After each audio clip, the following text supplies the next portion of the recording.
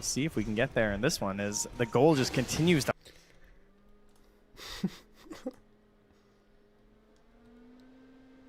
Oh, fuck.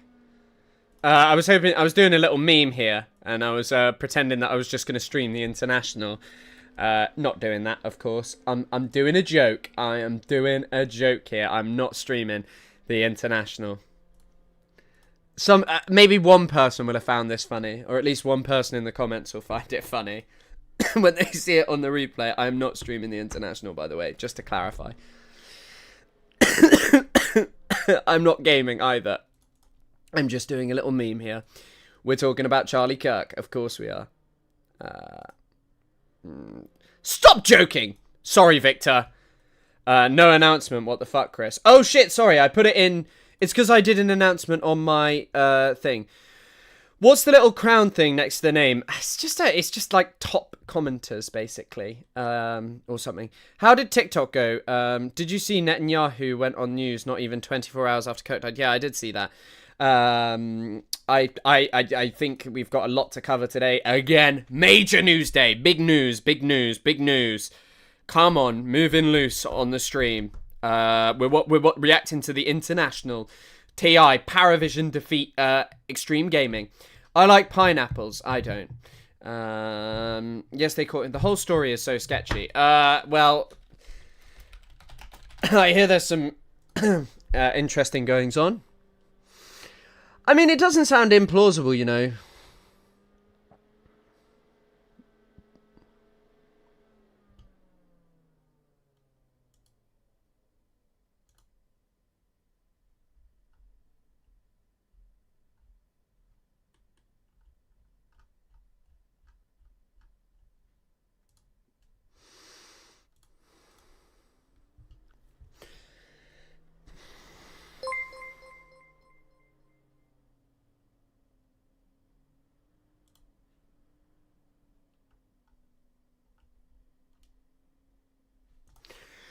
Notices bulges. Oh, what's this? Yeah, I mean, when you go silent, I always think streamers stops. Well, I'm surprised that you can't just hear my PC going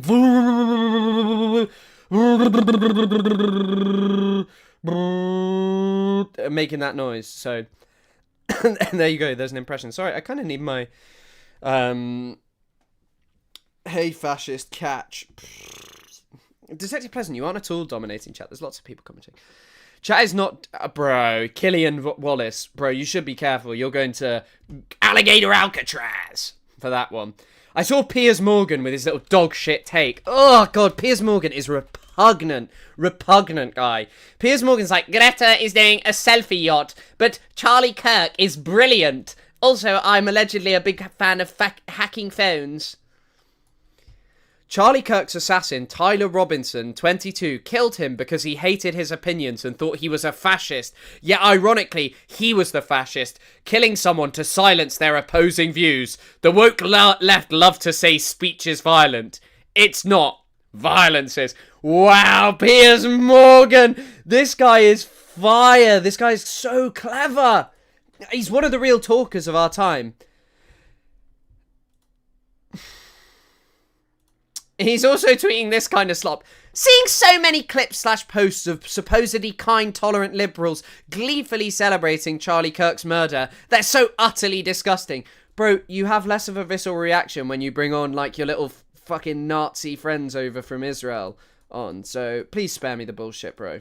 You have, like, less of a visceral reaction to Tippy Ortavelli. Oh, God, let's just listen to this. Lastly, to my friend Charlie Kirk. Rest now, brother. We have the watch. And I'll see you in Valhalla. God! Oh. Oh, God. We'll talk about the shooter being caught, but, like, my God. How is this guy director of the FBI? Like, this guy is deranged. Just straight up deranged. I think Truanon tweeted something quite funny about him. He was doing something involving, like, a cash coin or something. I don't know. We'll look into it.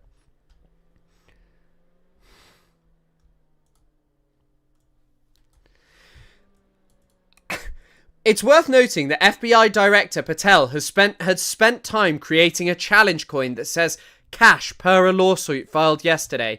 As Jensen got up to leave, Patel called him back and said he wanted to show him something. He presented Jensen with a director's challenge coin that Patel said he had just ordered. Such challenge coin, tokens of appreciation given by leaders to their subordinates in government and military environments, are typically the size of a silver dollar. The coin proffered by Patel, however, was much larger, inscribed with Director at the top banner of the coin and Cash Patel at the bottom. Patel told Jensen that he wanted him to be one of the first recipients of this new challenge coin.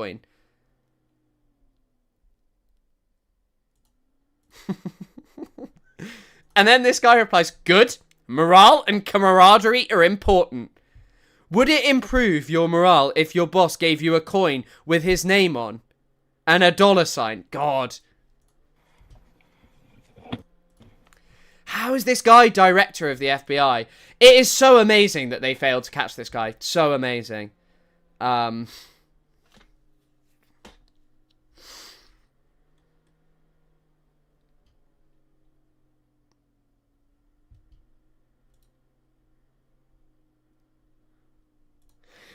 The See You in Valhalla is cringe, the most cringe. Like, Cash Patel, Noah Colwyn posted that, like, he thinks the only reason that Cash Patel still has his job is because, like, they got the guy. Like,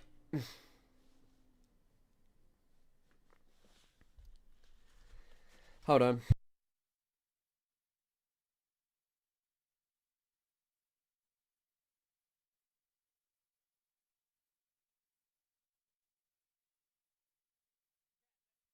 How did the FBI fail to catch this guy when they had, like, Luigi Mangione covered his tracks pretty fucking well. Pretty well. And it took a while to catch him. This guy barely covered his tracks, and the FBI didn't even catch him. If the guy really did turn himself in, I think it actually saves Cash Patel's job, lol. Yeah, I mean, I think I tend to agree with you here with Noah. Right, let's check if there's any new updates.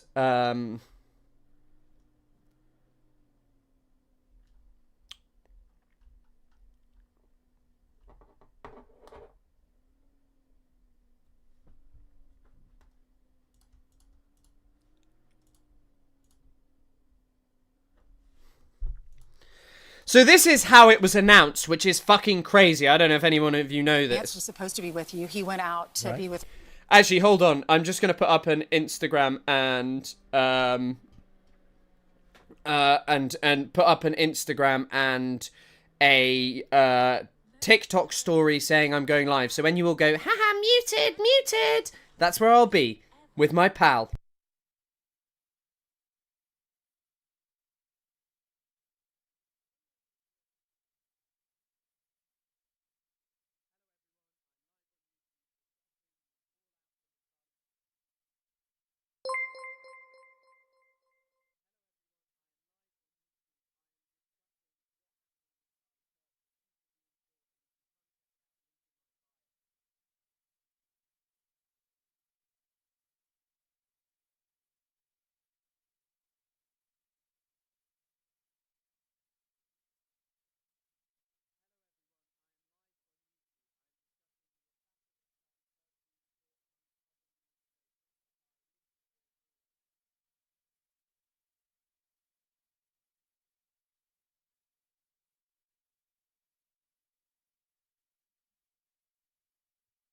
Muted, ha ha ha. Bald guy is cool. Never said radical left is bad. Which bald guy? Charlie Kirk's family, and to get the body back to his hometown in Arizona. And you said you were going to award him the Presidential Medal of Freedom, which is very nice of you. Any updates on this suspect? Yeah. Can I always say, I think, just to protect us all, and so Fox doesn't get sued, and we all don't get sued, and everything else. But I think with a high degree of certainty, we have him in custody, right? In custody. Everyone did a great job. We worked with the local police, the governor. Everybody did a great job. You know, getting somebody that you start off with absolutely nothing. And we started off with a clip that made him look like an ant that was almost useless. Bro, what you started off with a clip.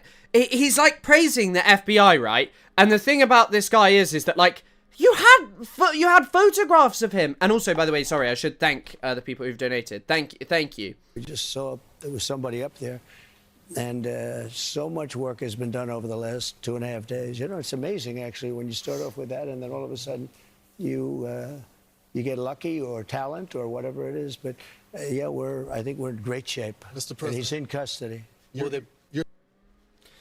And so there's been quite a lot of unfolding events. Hold on, sorry, someone. Been quite a lot of unfolding events since I was streaming, so I'm catching up with you. But don't you think that that's just like a crazy way to announce it? Just having the president going, yeah, I think we got him. I think we got him. And there's a clip of him. There's more of Trump talking about this. Always subject to be corrected, but you know, I'm just giving you, based on what I'm hearing, they'll give you a much more active. I just heard about it 5 minutes before I walked in. As I'm walking in, they said, looking real good. They have the person that they wanted. So you have breaking news, don't you? Huh? Weird. It's just a weird thing. It's like, oh, I've given you breaking news. You always have breaking news, Ainsley. Right. Sean's going to be very disappointed that we're not doing it on his show. He'll be very thankful and appreciative of the I think police so. officers that got this I guy. think they did a great job. Everybody worked together. Pam Bondi is incredible, by the way. She's always subject to be corrected, but you know, I'm just giving you, based on what I'm hearing, they'll give you a much more active. Crazy. Just a crazy fucking way of announcing it. It's a crazy fucking way of announcing it, to be honest. Unbelievable scenes, really. But, you know, unsurprising. Fucking Trump being weird and strange and extravagant. Yes, I will pin the message. There you go. It's all pinned. The resource list will be available soon, and there's also the donation page. Did you say they gave Kirk a guard of honor like a fallen member of the military? Did they? Sorry.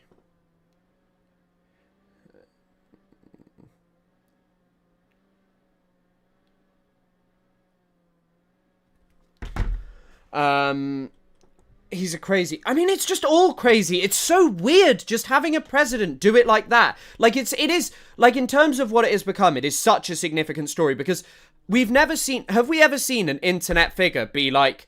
have something like this ever happen to them? Because I don't think we have, right? And I think that that's what makes it significant. I saw Yuval's video, and maybe I should be more sympathetic to the people who reacted in a certain way of crying and tearing up.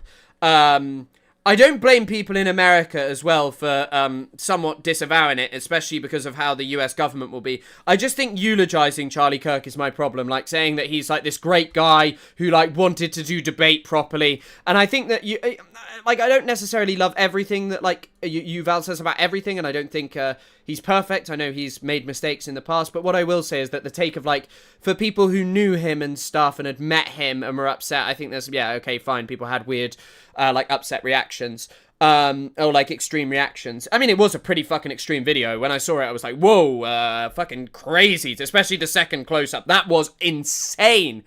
But at the same time, like, people have watched like Palestinians who they looked up to in recent years, and felt like, and watched them die and brutally be murdered. I only saw white libs crying. I think that that's also true. Yeah, please speak very carefully about this. And I think that also, yeah, kids died in a school shooting, but I just think you know, people having upset reactions. I do think there's something to be said about like monetizing your very upset reactions to things. Like, you know, if you don't have anything more to say, I don't know. There was actually an amazing video about this. Wait, I'll see if I can find it. It's some weird British TikToker. Like, none of you would know him, but it is the funniest reaction of trying to get to a minute.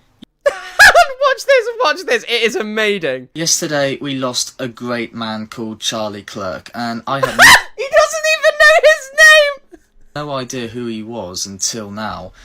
And he has inspired so many people. He has over 8 million followers on TikTok. He's been to so many places. He's been traveling. He's been to so many places. It's amazing. This is an amazing TikTok. From one place to another a lot way more than I've been, and many other TikTok He's been to way more places than I have. Way more than any other TikToker. I'm sorry for being so noisy. Oh my god. influencers, and I can imagine that this man has inspired millions across the world, and I can imagine that right now he's watching us from above.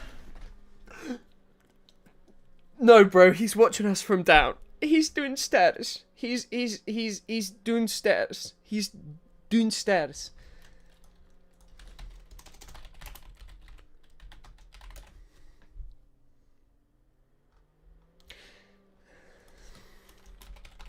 I just searched "she's downstairs" on Twitter, and I shouldn't have done that.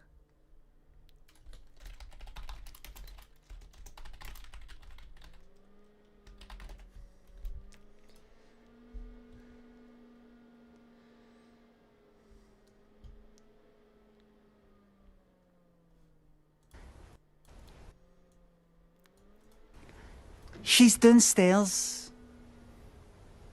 They've put her downstairs. They've put him downstairs. And he really is happy of seeing us think about him and all. Oh, bro, this video is amazing. This is not like a this is not like a joke. This is, by the way, not a joke at all. This guy's a strange TikToker. The incredible stuff he has done. He'll be missed by his family, his friends, and from all of us. And we will remember him as one of the greatest legends. He doesn't even know who he is. This is art. This is you could not make this up. This is this is better than Alan Partridge. This guy just going, it's like your school French exams when you're like, je jouais au foot avec mon ami et j'aime les frites. C'est bien. Mais je pense que ce n'est pas bien. Of our time. So thank you, Charlie Clerk. It wasn't even a joke. Sorry, it wasn't even like a slip. I want to see. All your work. And thanks for everything. Thank you for all your work, spewing white supremacy. Like, I don't think this guy has any idea. He just saw people making loads of money from it, and so just posted about it. Hey guys. He deleted the video, sadly. And then his next video was, do I blend in with the minions?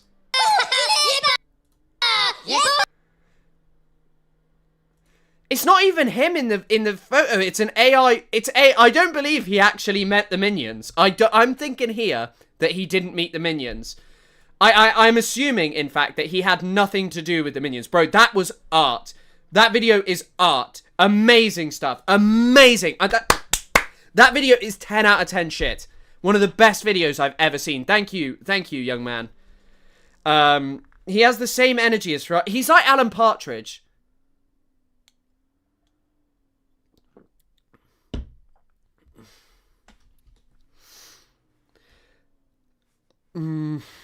Obviously, it's AI stop. No, bro, I think it could be real. I don't know. I'm not sure. Have you never had an encounter with the minions? It can be a problem for me. No, he actually met the minions, Chris. See? Like, I love how all of you have this reaction of, oh, he didn't meet the minions because you're doubtful and you're hateful. And you're liars. You're liars and you're sick.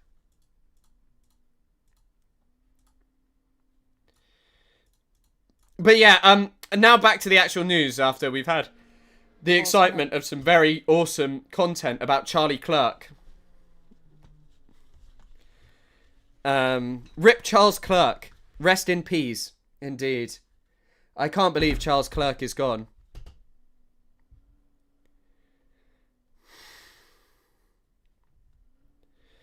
Everyone is posting in memory of fucking Charlie Kirk. Politicians in my country. Oh, I didn't mean to show you that. That was the accidental, my version of the stream. The right as well. We have radicals on the left. People are watching all of these videos and cheering. Some people are cheering that Charlie was killed.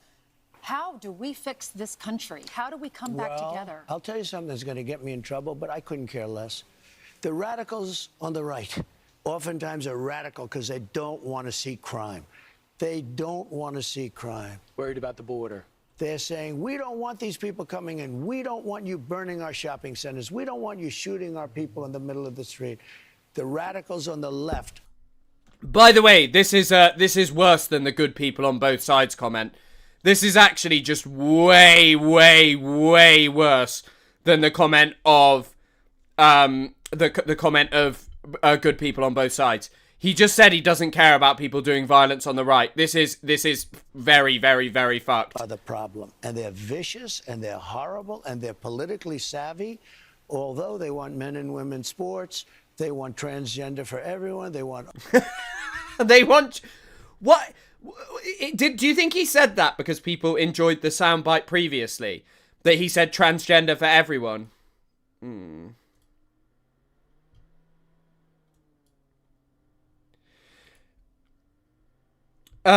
Right.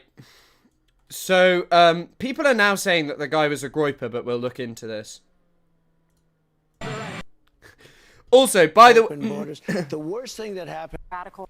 That is just an unbelievable statement. Like, genuinely an unbelievable statement. The transgender for everyone is true, I think, sadly. A lot of you in this chat have been trying to make me trans. You've been sending me subconscious messages to make me trans, and I think that that's some of the most evil stuff that I've ever seen, and it's evil. But, like, when he's talking about this, bro, he is saying that, like, there are good Nazis. Groiper refers to, like, fucking, like, Trump-esque Nazis. You know what? I know the term. They're just, like, an alt-right thing. And they're led by Nick Fuentes. They're, sometimes called the Groiper Army, are a group of alt-right white nationalist and Christian nationalist activists led by Nick Fuentes. Members of the group have attempted to introduce alt-right politics into mainstream conservatism in the US and participated in the January 6th Capitol attack and the protests leading up to it. They have targeted other conservative groups and individuals whose agendas they view as too moderate and insufficiently nationalist. Now who's using Wikipedia as a source. But yeah, it's basically Nick Fuentes type of right-wingers who are like Holocaust deniers, that kind of stuff. Although I think it's so disorganized that it's hard to tell. Also, crazy reaction from Trump today. Why can't they mic him up and not do this in front of a fucking helicopter? How are you holding up over the last 3.5 days? I think very good. And by the way, right there, you see all the trucks. They've just started construction of the new ballroom for the White House, which is something they've been trying to get, as you know, for about 150 years. And it's going to be a beauty. It'll be an absolutely magnificent structure. And I just see all the trucks. We just started, so it'll get done very nicely, and it'll be one of the best anywhere in the world, actually. Bro, he's meant to be upset that, like, a son-like figure has died to someone he loved and adored, and that he's heartbroken about, and he's just like, he's so deranged, he's probably forgotten about it. Like, genuinely, he probably doesn't even know what's going on anymore.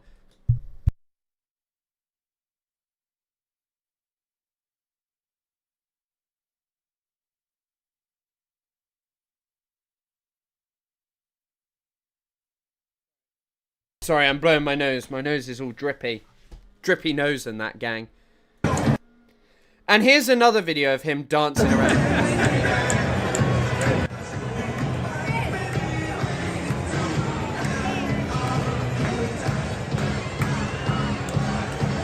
Oh shit, that's copyrighted. Fuck. Shit. Sorry, fuck. Oh well.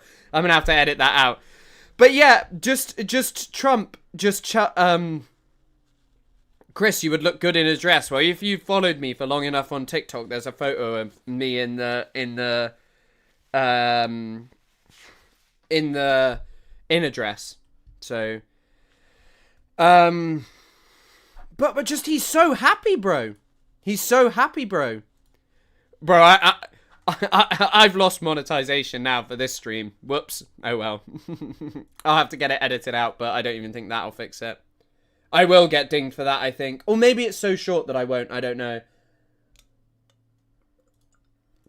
But I think this is the thing. I didn't think Trump gave a fuck about Charlie Kirk anyway. I think that the thing is that, like, Charlie Kirk was just someone that they could use and use to justify cracking down on leftists. I mean, you heard Asmongold calling for it.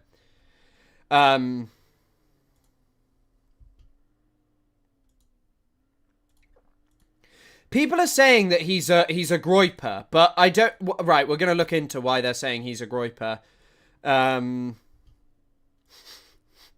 Matt Lieb had a banger tweet. Breaking, Hamas is behind Greta's new flotilla. I think... As someone who receives considerable amounts of money from Hamas always, all the time, you know, according to everyone on TikTok, I can confirm.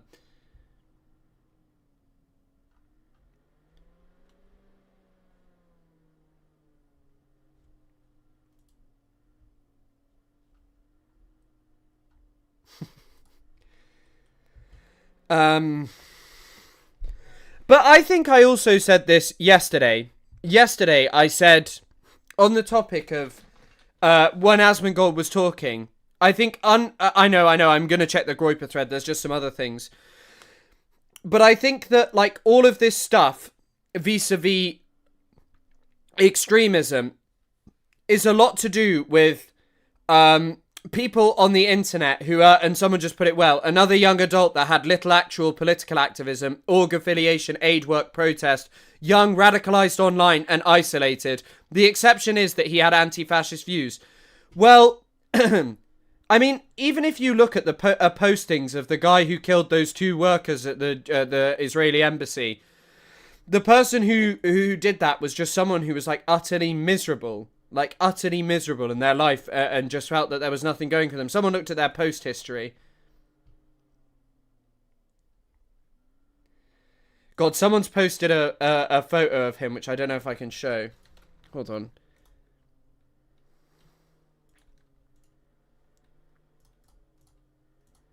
Hold on, actually, I think I can. Oh. Actually, I don't think it matters. But it's already on social media, but there you go. I'll show it like this. There's a photo of him dressed as, like, people are saying that this means he's a groiper. We got Mormon Hamas before GTA 6. Really?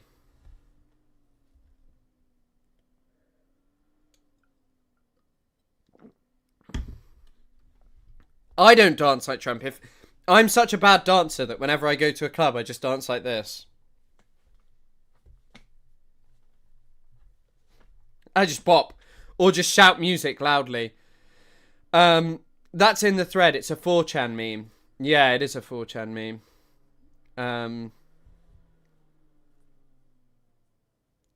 But, like, it's almost... You know the previous person who shot up the... the person who shot up the school recently. Everyone was like, oh my god, look what they've got written on their gun. And it was loads of, like... Oh, I want more Jewish people to be killed. All of these things. I want more Jewish people to be killed. But then he also was just saying the N-word and all of these other things.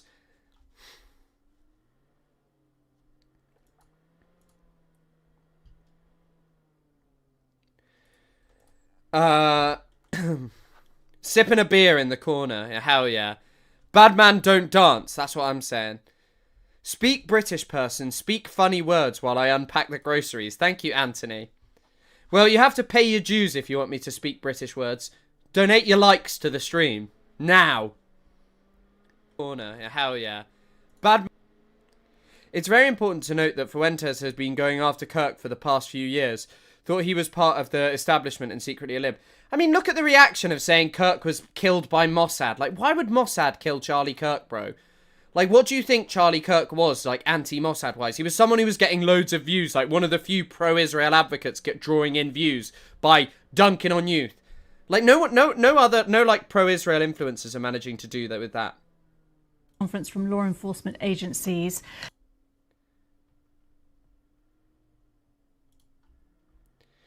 God. As well, BBC News covered this for 2 hours and 56 minutes, just uninterrupted. Which is kind of wild. They don't dedicate that to much else. No, I won't be saying the It's like when I referred to I've mentioned this before, but one of the live streams I referred to a cigarette as the British slang for it, and people did not like that. They were like, "Why did you just say that?" And I was like, "Oh, sorry, I just meant I was going to go smoke," and then I was in trouble. Oh, I do have it saved. Hold on. Right, and now let's look into the press conference of him being caught.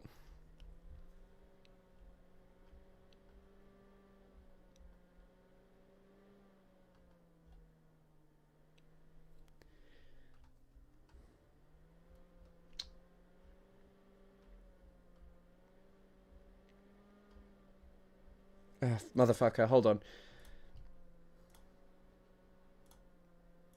We got him. Good morning, ladies and gentlemen. We got him. A lot of people might say, oh, it's cringy to use this, you know, because it's not in the context of Osama bin Laden.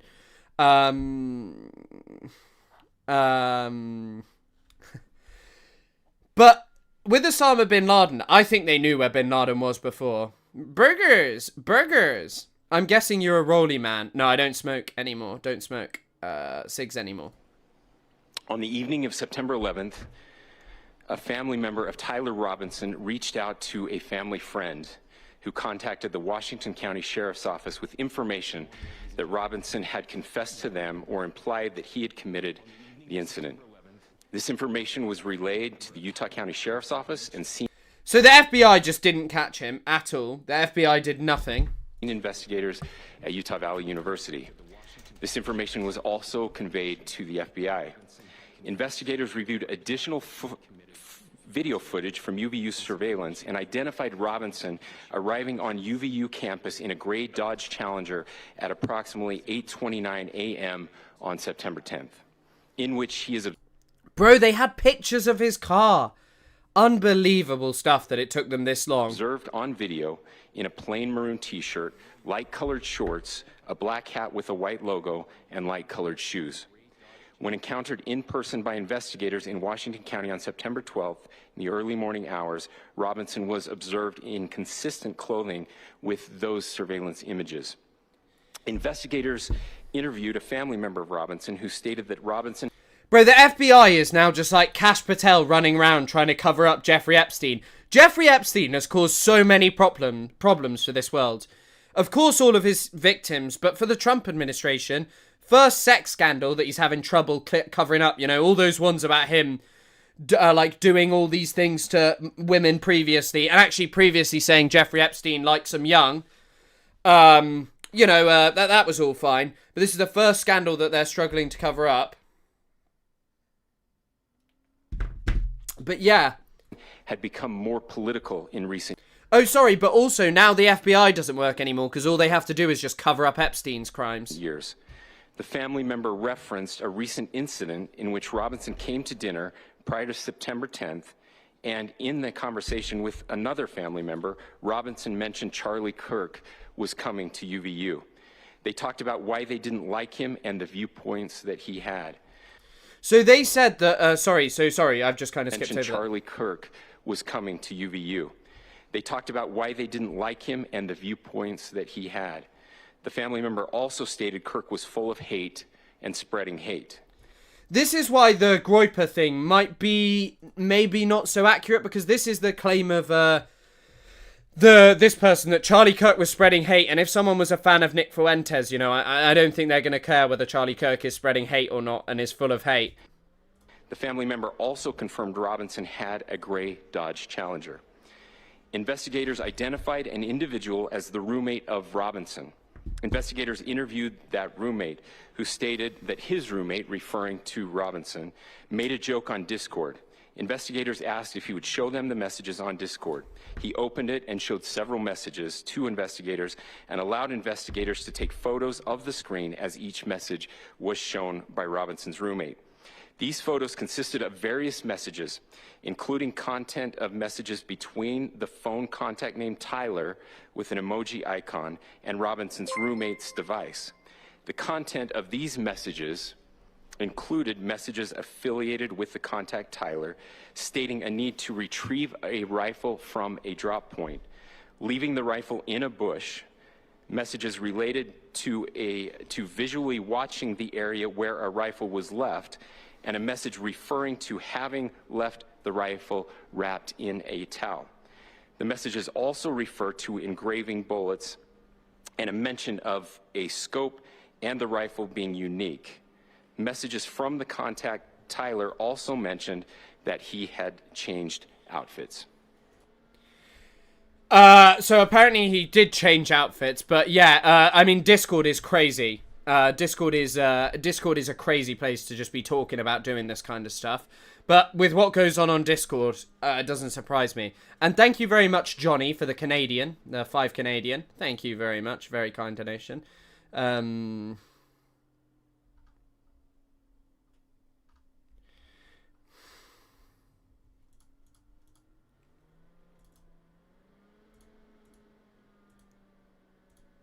What did I just pull up?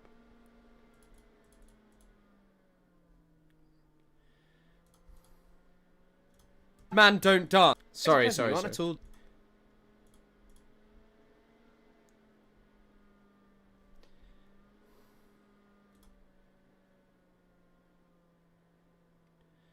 Okay, fine. Sorry, I was just checking what I accidentally just pulled up. So, I just want to see what Spencer Cox also said, because I've obviously missed a lot of this, because I started streaming. This bad stuff happens.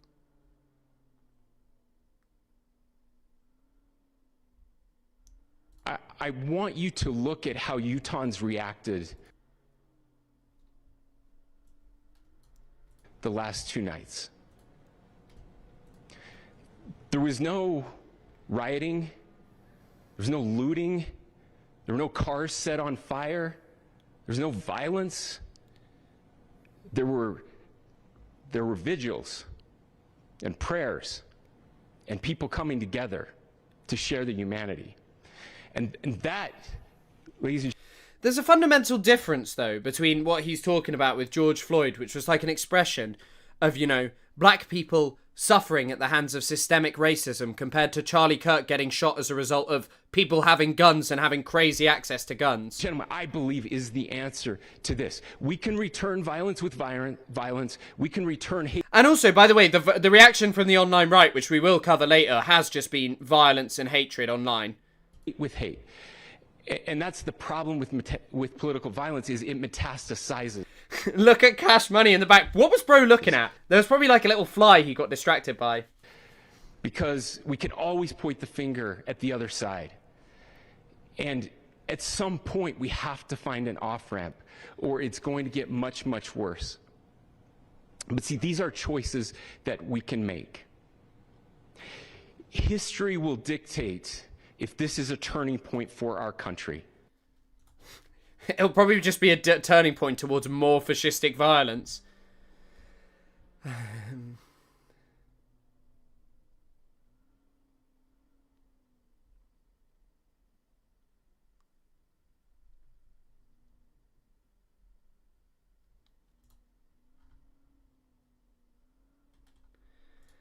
This is Spencer Cox, who is the governor of Minnesota. This bad stuff happens.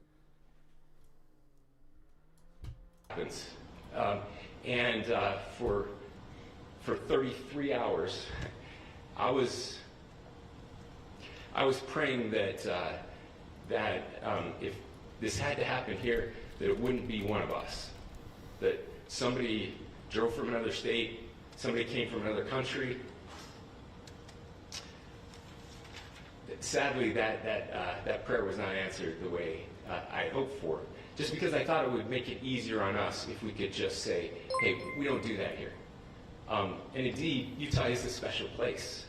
We lead the nation in charitable giving. We lead the nation in service every year. But it did happen here. I just feel like it happened there. Terrible things happen all over the place all the time. Like, I just think it's a weird thing. Like, oh, I hoped it wasn't someone from there. Weird thing to say. But, I mean, these are American politicians. Referring to Robinson, made a joke on Discord, with an emoji icon, referring to and the rifulation, as well as to the writing on those, mention of to having left the rifle wrapped in a towel. The messages also refer to engraving bullets and a mention of a scope and the rifle being unique. Messages from the contact, Tyler, also mentioned that he had changed outfits. I know there has been speculation as well as to the writing on those casings, those bullet casings, and I believe we have that as well. And I will share that with you now. So the area north of Campus Drive Road where the suspect crossed over, you saw some of that in the video that we released last night, consists of a grassy area with trees on the edge of the UVU campus. Investigators discovered a bolt-action rifle wrapped in a dark-colored towel. The rifle was determined to be a Mauser Model 98 30-06 caliber bolt-action rifle. The rifle had a scope mounted on top of it. Investigators noted inscriptions that had been engraved on casings found with the rifle. Inscriptions on a fired casing read, "Notices bulges, capital OWO."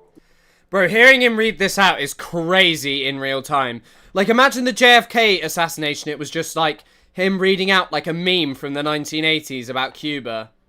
What's this question mark? Inscriptions on the 3 unfired casings read, "Hey fascist, exclamation point, catch, exclamation point." Up arrow symbol, right arrow and symbol, and 3 down arrow symbols. A second unfired casing read, "Oh Bella Chow, Bella Chow, Bella Chow, Chow Chow." And a third unfired casing read, "If you read this, you are gay, LMAO." We are indebted to law enforcement across the state who has worked seamlessly together, local law enforcement, state law enforcement, and our federal partners with the Federal Bureau of Investigation. We're grateful for everyone who worked together in such a short amount of time to find this person and to bring justice. Yeah. Someone said the officer who found it was like now gay. So, I mean, it's plausible. It's plausible that this is something that happened. It's plausible that this is that the person who found the bullet is now gay. I don't know. Also, Thomas, sorry I missed your donation. Who's best dad? Are you talking about which dad? As in the dad of the guy? How is Chris not cracking up at this? Sorry, I've just already seen this and I was kind of focused on finding something else. I was looking at this thread. So this is Adam Cochran, who's been played. The Patsy should shit for the Olympics. I mean, it doesn't seem that outrageous that it was him. Like, it was said that it was someone who had, like, it had to be someone who was a very good shot. The kid was, like, insanely smart and probably very dedicated to shooting and this kind of stuff that he did with his dad all the time. So it doesn't seem that implausible that he could be someone hitting a shot like that. But yeah, They tried to paint Tyler as, but this is Adam Cochran talking about it, who is investor, professor, policy consultant, author. So the fake claims of, not Groyper, check on Wiki for Order of 9 angles and Silent 764, on a glorifying mass shooters, the recent Christian school shooters had ties. Oh, really? Order of 9 angles, bro. This is stuff that I just... This is what I meant yesterday. There is heinous shit going on the internet. So it's just a terrorist group attracting attention for its neo-Nazi ideology and activism. Describing its approach as traditional Satanism, it also exhibits Hermetic and modern pagan elements in its beliefs. Bro, I mean, we don't know really what this guy believed, but... Yeah, guys, Groypers say Bella Ciao to mock the libs. Do they? Okay, we're going to look into this. They try to paint Tyler as left, but like Crooks, this is a fringe right-wing Groyper. Here's the details on registered Republican Tyler Robson. The casings read, "Notice his bulges, Jesus Christ. Oh, what's this? An old meme that started from Tumblr, and this is now frequently made fun of in alt-right groups like Groypers while transvestigating." Oh my god. Second casing read, "Bella Ciao Ciao, Bella Ciao, Bella Ciao Ciao Ciao." A song popularised during World War II as part of the anti-fascist movement in Italy. The heavily Catholic alt-right groypers used this song when mocking left activists, but also individuals like Fuentes have called Charlie Kirk liberal in disguise, a globalist, a fascist, and fake conservative. This matches with the third casing reading, "Catch this, fascist." The last casing read, "If you are reading this, you are gay," laughing my ass off. Part of the deeply homophobic, anti-LGBTQ culture of cultures like groypers. Dating women is gay. Fuentes identified as an incel, although some of his supporters have criticised him for being a voluntary celibate after he admitted that he kissed a girl whilst he was in high school. Jesus, he's betrayed the movement. He's not like Elliot Rodger. He's nothing like him. Don't read the last one, Chris. We're trying to trans you. Yeah, I know. This is what these communities do. He has described himself as the straightest guy and attempted to defend himself as an incel by claiming the only really straight heterosexual position is to be an asexual incel, as having sex with women is gay. What's gayer than being like, I need cuddles, I need kisses, fuck. I need to spend time with a woman. He has stated that the optimal age for a wife is 16, which as per him is right when the milk... Oh, God. I don't even want to read those words. The arrested subject is a 22-year-old white Christian male who wore a Donald Trump riding costume for Halloween and grew up in his formative years during the scamdemic, when groyper culture took off. He's playing some sort of game, I don't know what game. And here's a photo of him riding Trump for Halloween. He has a father who was a sheriff in rural Utah, went hunting and fishing, and to gun shows frequently. The only thing I will say about that is, could this not just be like a major acting out against his parents? Like, is that not a plausible thing? I don't know. Tyler himself was a registered Republican and previously donated $224 to Trump campaigns. Is this 100% him? I don't know. He was clearly not well. He was steeped in hateful alt-9 culture from alt-right groyper sources with easy access to guns. He was taught an ideology that fake fascist conservatives were running America. This is not some DSA blue-haired liberal. While foreign bots amplify hateful messages of dangerous left-wing rhetoric, it's the divide on the right with extreme messages that has allowed societies most unwell to see the glorification of hate and violence. He had every mark of a groyper. Conflicting reports on if he was a registered Republican. You can still donate without registering. Okay, interesting. Someone's pointing out to 4chan, saying, Groyper confirmed. Nick is so fucked. Poll was convinced... I don't want to read that slur. But yeah, I mean, how correct has Adam Cochran been on things? Like,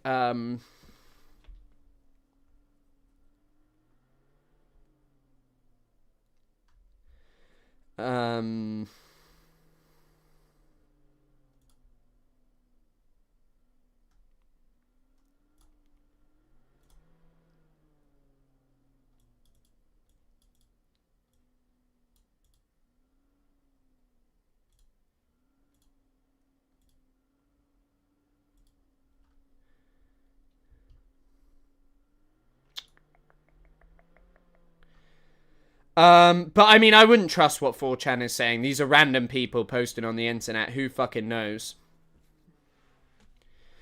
Who fucking knows?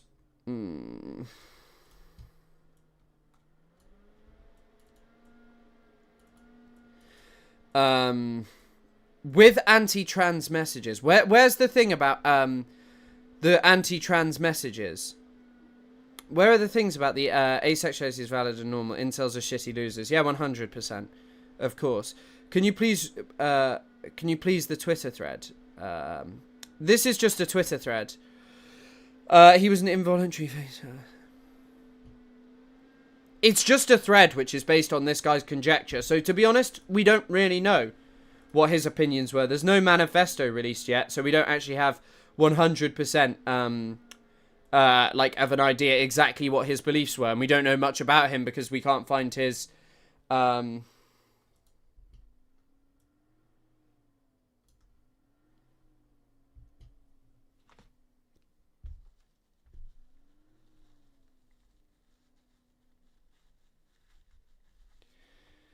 But yeah, who knows? Like,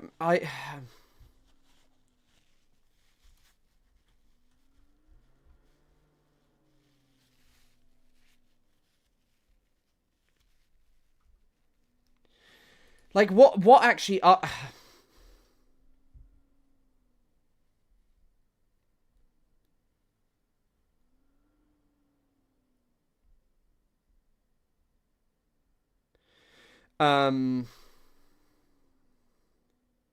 Yeah, I'm not, like, that thread doesn't necessarily convince me 100% that he was a groiper.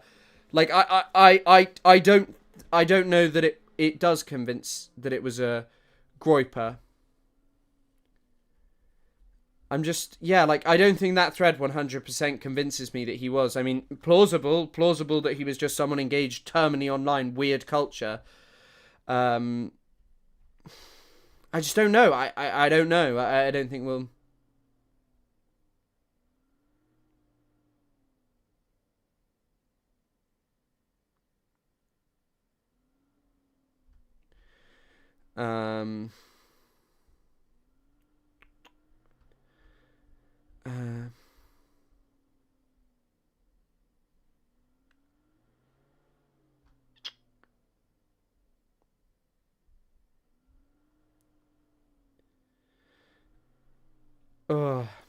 I'm just looking at other people talking about this.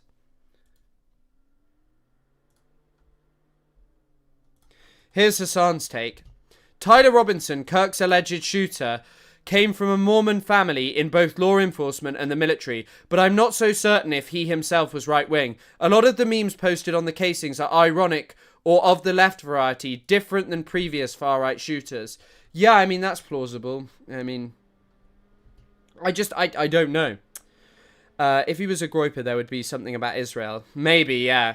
His dad said he didn't like Kirk because he spewed hate. Why do people need more than that tracks? Yeah, I mean, it does. Like, it does that he said that he hated him for spewing hate. That's the thing that doesn't align with the, like, whole groiper thing. Like, it doesn't. It doesn't align with the whole groiper thing. That his parents said that he spewed hatred. That he said that Charlie Kirk spewed hatred. He's probably, like, an Antifa idiot taught to solve issues with guns. He saw an opportunity to do a thing. Yeah, I mean, maybe, like, someone who just saw an opportunity and took it. Saw an opportunity to,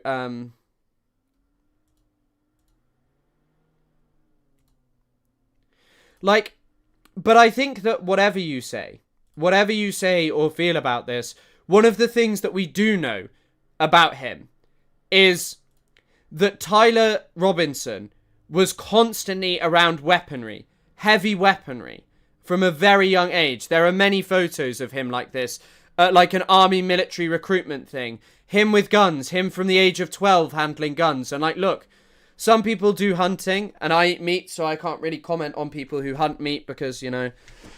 But at the same time, like, I think that the thing is that this is just part of a culture that worships guns. Like, it really is. It really is a culture which worships guns.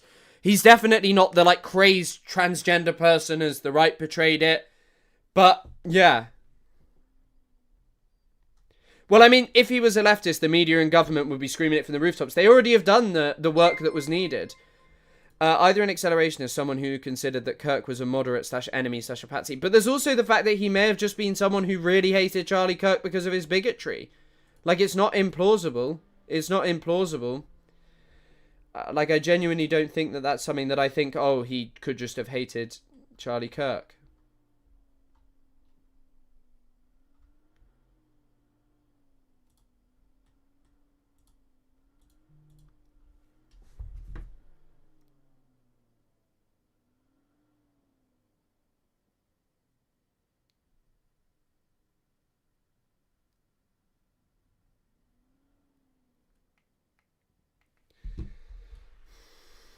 I'm just looking through some people's replies to see what they're saying.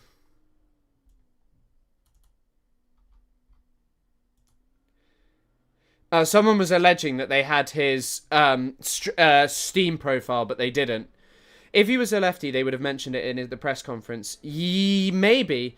The hate he could be talking about from Charlie could be the Israel support. Groypers notoriously are anti-Israel. Maybe, but again, there's nothing like anti-Israel on the bullet casings. And surely he would have chosen to put something anti-Israel on the bullet casings.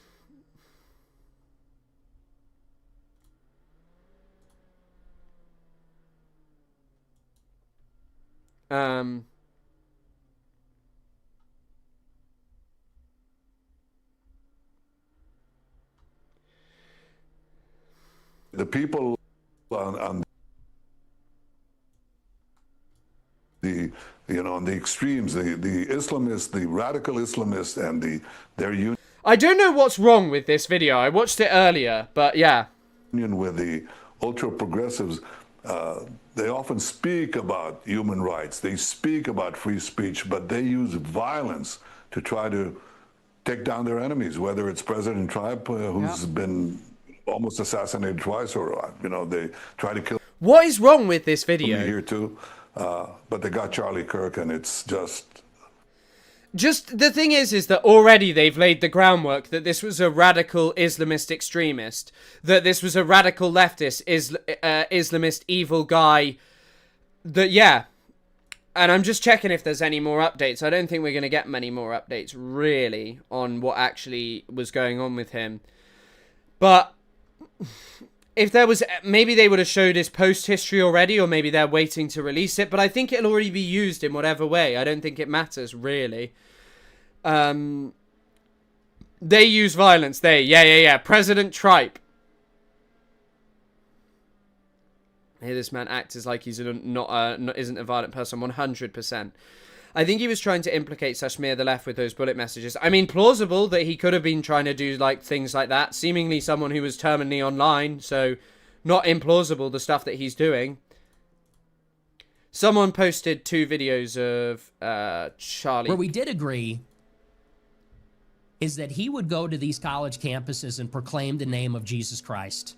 And ultimately, that is why he was killed. The gunman that... I meant that Tyler is a patsy. I know. I'm just not so sure 100% that he is a patsy. Killed him. They hated him because of his defense of Christian morality. Charlie Kirk cannot call himself a Christian anymore. Sorry, you forfeited that. I do not want to hear, and you cannot allow Charlie Kirk to go to one more public event, one more question and answer, one more ask me anything, without being protested, without being shouted down, without being interrogated about this. This guy goes around from campus to campus in the most artificial and phony and fake way. Kind of crazy, yeah. Nick Fuentes, which is his position. And I've just missed messages. Talking about, oh, God made me very blessed that I control $500 million. Oh, I'm so blessed. I'm so rich and I'm so blessed. And oh, God's been so good to me. I'm such a Christian. Oh, the Lord gave me the Sabbath. I take Saturday off. You sit there and call yourself a Christian and then you make excuses for the genocide of 2 million people? Nick Fuentes does not care about Palestinians. You know the funniest thing about Nick Fuentes? When he went on the Just Pearly Things podcast, he said of... he said Zaid Jilani. Okay, I'll check it out. He said on a podcast with Just Pearly Things, Israel and Palestine, I don't have a dog in that fight. He literally said that. He said those exact words. Seriously? You stand there and purport to be an evangelist like Billy Graham? Oh, you're the latest Billy Graham? You're our generation's America's pastor? Why? Because you said the right words? Because you said, God bless, God bless. God bless, my friend. Oh, I rebuke the devil in the name of Jesus. And then you go around from campus to campus making excuses for a famine? I mean, Nick Fuentes is right about what Charlie Kirk is saying there, but again, Nick Fuentes is just tapping into this. I promise you, on the Just Pearly Things, he literally just said of Israel and Palestine, I don't have a dog in that fight. and that was in a time when Palestinians were being exterminated. He just knows it's a thing he can tap into to gain a new audience of young men. That is really what Nick Fuentes is doing. He's not good on Palestine. He is someone who knew what to do. And he's smart to have done it because he knows that he can legitimize his views in that way and target people who are so angry about their government but also hold right-wing ideals.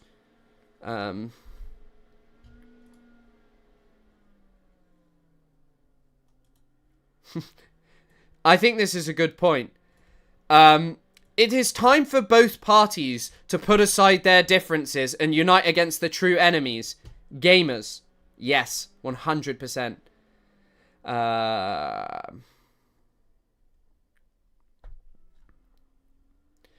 just want to see if there's the Helldivers thing I can find.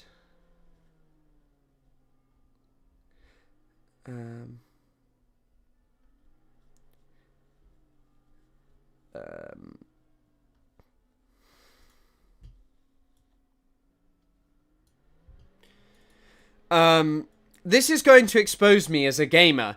Both the arrows and the fascist reference they mention for the shooter's ammo are direct references to the video game Helldivers 2. God, no! No! They're bringing back the Columbine era of blaming gamers for the shooting. That is what's going to happen. I heard that Tyler Robinson first picks Anti-Mage. Bro, he's probably one of the people just destroying me with like, I don't know, Brood Mother or something. I get that vibe off him.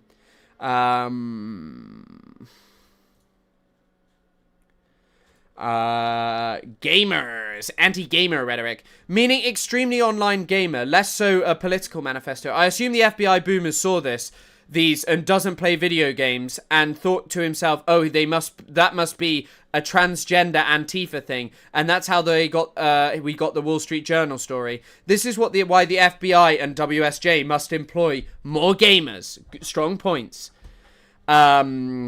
Helldivers 2 is basically like a satire of Starship Troopers. It's all tongue-in-cheek. Have you played Helldivers 2? Take off the bow tie, son. It's not 1993. America's full of them and they have easy access to guns. So just complete lack of empathy and no prospects for his own life. How does a young man... Well, the only thing about prospects for his own life is he was very smart, allegedly. I'm not saying he doesn't have any political ideology, but if I had to guess, the fact that he scrawled internet memes on his stuff puts him more into the online nihilist camp than any serious politics secretary.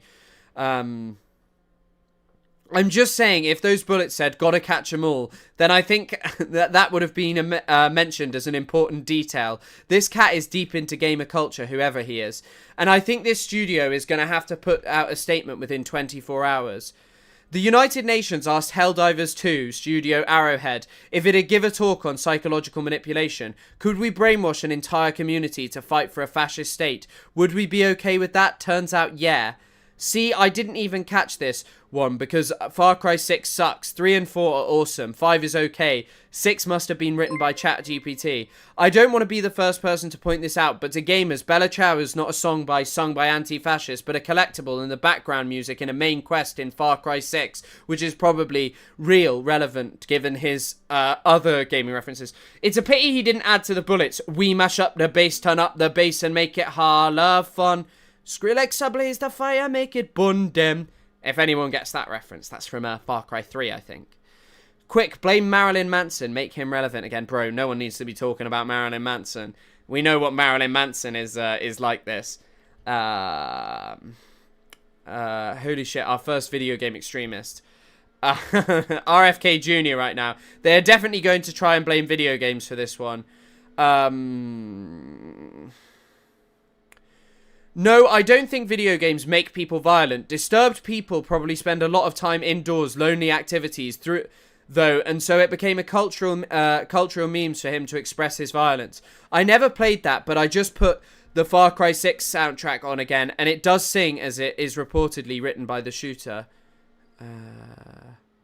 Used in a Hearts of Iron 4 Italy DLC 2. If you know Hearts of Iron 4 player base, you will... I do know some players, and I think there might be a Hearts of Iron player.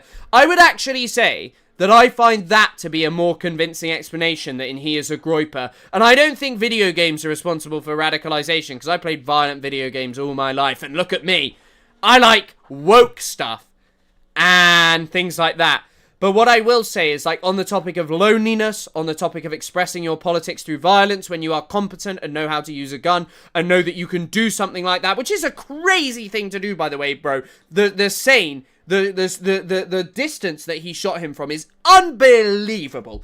Like, hitting that shot, the Trump shooter couldn't hit him from way fucking closer. But yeah, I think they came more about blaming queer leftists than video games, I think, at this point. What the hell is happening? Hi, Riverwand, I haven't responded to you. I meant to respond to you. I have 2,000 hours and I'm a communist. Yeah, I mean, it can radicalize you both ways. It's a horseshoe. But brother, what the hell is happening? Bro, that is some of the craziest news. This is some of the craziest news I think we've ever fucking seen in recent years. I mean, obviously Palestine is way bigger and far more important, but at the same time, like, in terms of what Israel is, in terms of this news. But yeah. A lot of them in New York City.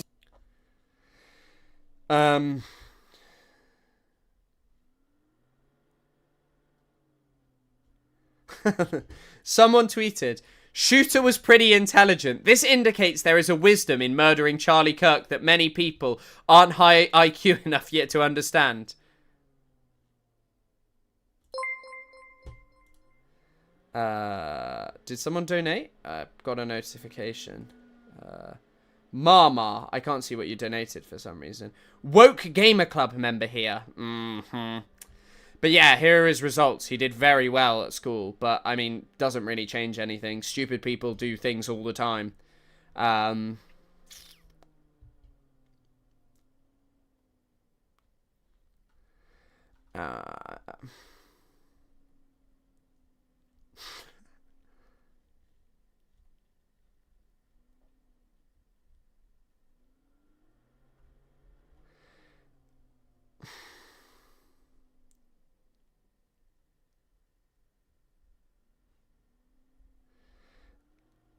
I'm just looking if there's any more information.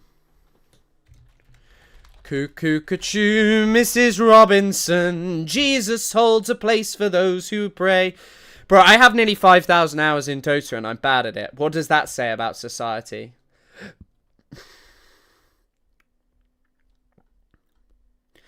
But, like, yeah, I mean, also, I think you just cannot discount, like, being raised around guns his entire life. I think that's like there's literally a photo of him as a child with a gun, like a 12-year-old as someone who had a gun and just ready access to guns. And it's interesting to see everyone saying one thing, but CNN's only update thus far is shooting suspect is an electrical apprenticeship program at UVU. The man arrested in connection with the fatal shooting of Charlie Kirk is in the electrical apprenticeship program at Dixie Technical College, one of the 16 Utah system of higher education institutions, said a spokesperson for another school in the system, Utah Valley, where Kirk was killed. Tyler Robinson is a third-year student in the apprenticeship. He grew up in Washington, Utah, about 5 miles and a 3.5-hour drive from Utah Valley University. Robinson also attended Utah State University for 1 semester in 2021 and received college credit through Utah University from 2019 through to 2021. So that's an amazing update. He went to university. It's the radical left and liberal Islamists. Oh, of course it is. It said it was his dad that turned him in. Groiper and Burger. Groiper. The way you've written that makes it sound like a British person saying it. The man who allegedly shot and killed... Oh, I should probably say this is just all alleged right now. Who knows whether he did it or not. He just fits the profile and such. The man who allegedly shot and killed Charlie Kirk on Wednesday is not talking to investigators. Two sources familiar with the matter told CNN. One source said that the man, Tyler Robinson, was talking with some law enforcement initially, but quickly went silent after he lawyered up this morning. It's unclear what he discussed with officers beforehand. He's being held without bail. I'm not surprised about that. Court documents say that Robinson has no prior misdemeanor or felony convictions. We reported that he's being held on several initial charges, including aggravated murder, felony discharge of a firearm, and obstruction of justice, but has not yet been formally charged. 20 had become more political in recent years and had lashed out at Kirk, Utah Gov Spencer said today. So that's apparently from his family. We live in a society, I think, is my main comment. We live in a society where people shoot people. Um,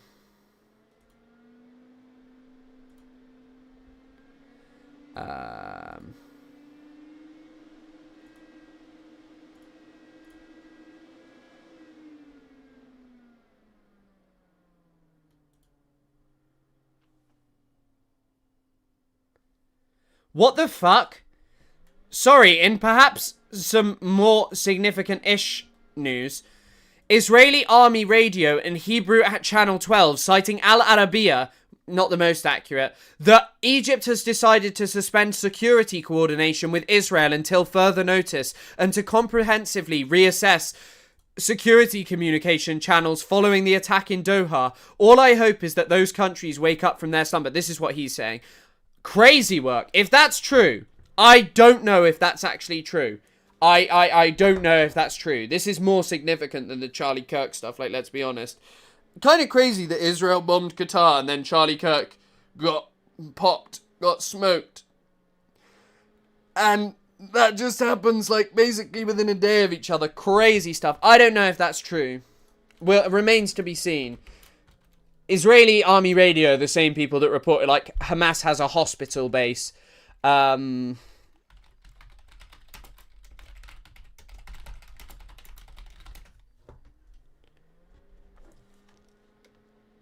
No, it is... Oh no, scaling back. But apparently, this also came just after a Middle East Eye exclusive. This is a Middle East Eye exclusive. Apparently, Israel was going to carry out assassination on Hamas figures in Egypt, and they would treat it as a declaration of war. I don't know if they would do that, but maybe there is a small chance that people like the UAE may actually offer some small change and be like, hey, if you're just going to let Israel do this stuff in our land, nah, you can't do that. But I don't know. I feel like they would just let them do anything because the UAE are fans of Israel.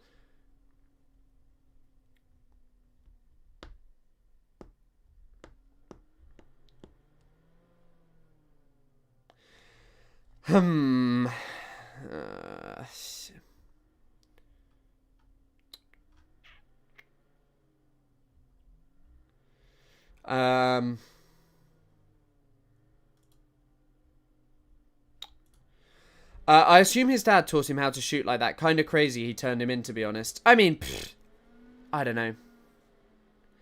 I don't know if it's crazy. I feel like he's an enforcement officer. He's a police officer. What else was he going to do? Not hand him in? Egypt turning on Israel. Yeah, we got it. I'll see it. I'll believe it when I see it, is what I have to say. That's my main comment. So far we hear it, but yeah.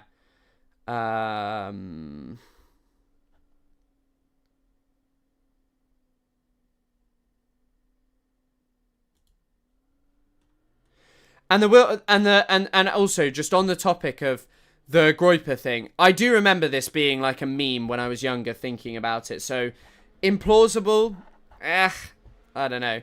Even if I did something my dad fundamentally disagreed with, I still don't think he would turn me in. Maybe, I don't know. I think my parents, I don't know. I actually don't know. I feel like if your kid has like committed like a murder or some kind of sexual violence, I think I'd find it impossible not to turn them in. Especially sexual violence, bro. Like, how are you not turning someone in?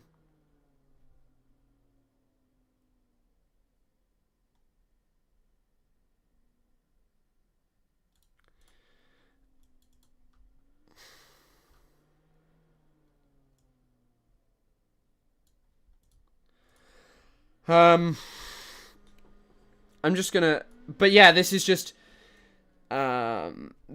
basic shit from the kids who made Minecraft servers dedicated to communism. I know that because I am one of those kids. I'm just looking at what people are saying.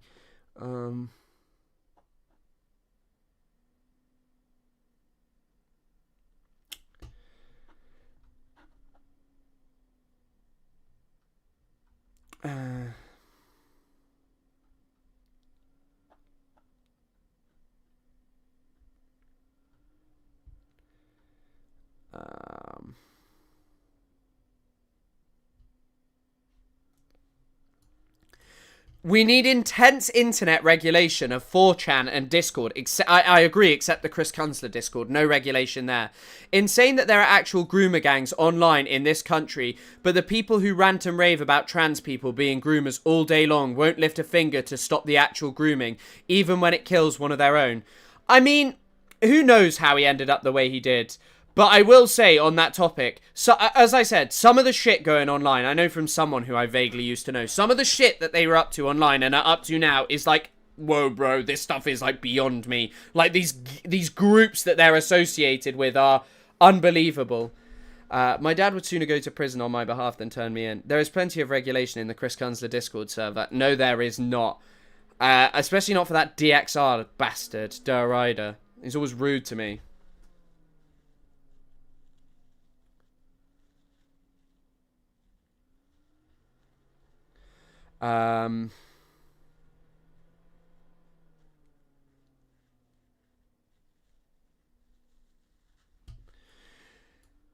Frida tweeted, another kid with contradictory politics and irony-poisoned internet culture messages written on their murder implements. This pattern of will, of course, will continue to go unnoticed. I think there is something to be said to that. I think there is something to be said for that. I do think that, like, as I said, crazy shit is happening on the internet. I know it's a very hot take, but...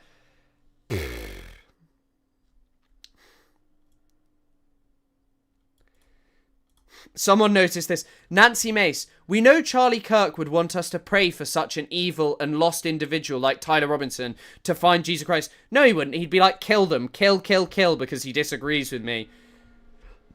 Kill this person.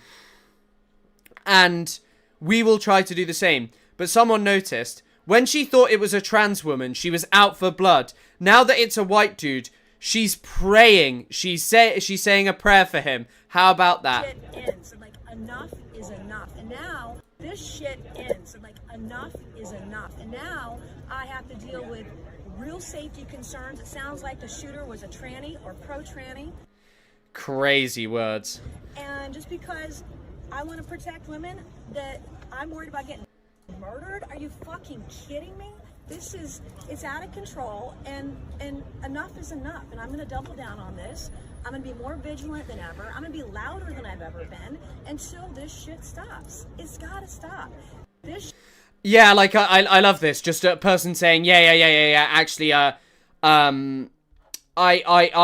think, when it's a transgender person, that they should be targeted and they should be killed, and yeah, that using slurs against them, and now it's a white person. I'm praying for them. But it does just feel like the maddest time, you know? Like, people just on the internet doing this kind of stuff. Like, just engage with the most extremist politics, just shooting people, just, yeah, like, and like an unknowable, completely incomprehensible ideology to most fucking boomers. Just a slur right out the gate, of course. I mean, yeah. Wearing Chanel is ironic given her views. I think maybe she doesn't. She only likes it because of her views. Noah Colwyn had a hot take. You should have to be no younger than 25 and no older than 50 to be allowed on the internet. Well, seeing as I'm 25 next week, yeah, totally agree. But no, I think young people like should have the internet, but we need more vigilance with like what young people are engaging with on the internet, because the stuff that young people are engaging with on the internet is worrying, it is troubling, it is insane, you know. Okay, we'll replace the pinned link. After checking with Groupologists, this dude is 190 a Nazi, 90%. But there's no guarantee that he is a Nazi.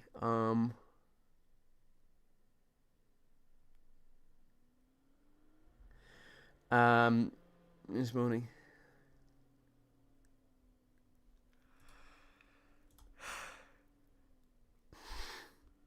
But like also just Discord posting about having a like leaving your gun there feels crazy. Why would you do that? You just snitched on yourself. So it doesn't really sound like the work of a professional hitman, and I do not doubt that this guy did it. Like, I do not doubt that this guy... Well, it's alleged. I do not doubt from looking at the evidence and coming to my own conclusions as an online commentator and not a journalist that quite plausibly this guy did it. Hugo Boss shout out. Yeah, I mean, she's got the Hugo Boss Chanel outfit. Guys, it's not her fault her mind is controlled by J.K. Rowling, Black Mold Strand. Yeah, she's living with the Bakers, bro. When is your birthday? The 15th of October.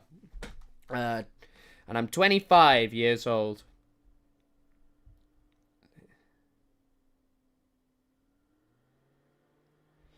And you know what? Like, what Asmongold said yesterday was fucking, like, right. But he's like, it's left wingers who get radicalized on the internet. Like, what is true? The kernel of truth in what he is saying is platforms like Twitter, platforms that just allow people to do anything, to talk about, like, their fucking violent fantasies against minorities, push people to think I need to do violence against other people because these people are actually doing violence against minorities. Also, why is he wearing shoulder pads? In this image, what is he wearing? It looks like he's wearing like a tactical vest. Like what is that about?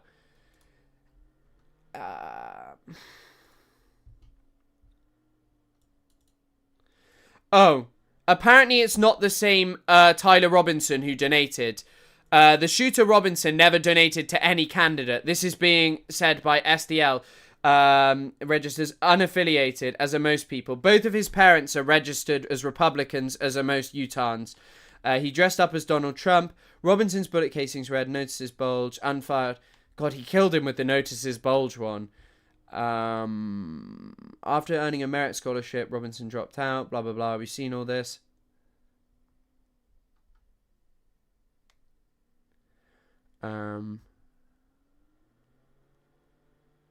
Tyler Robinson is not a member of any DSA chapter. Any of this stuff, no. Bulletproof vest prop, bulletproof vest from transportation. Do you wear a bulletproof vest in transportation? Were they that scared about, like, him getting shot in transportation? Really?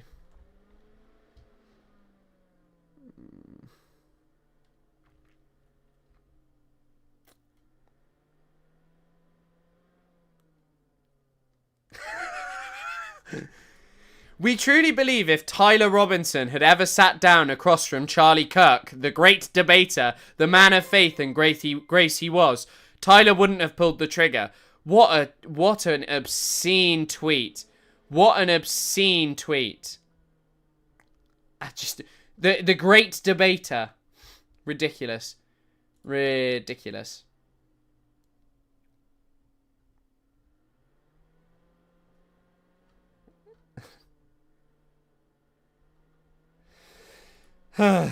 It doesn't matter what the shooter believes. It matters what people believe about him. Exactly. I said this earlier. I said this. It doesn't matter who or what the shooter was done. The narrative is already out there. The narrative and all of these things are pushed out. People have decided already what he was and is.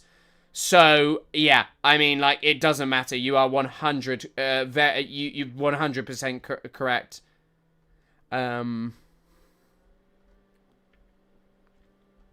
Trump has already made that comment. Like, Trump is existing in an environment, again, where we will listen to this comment again.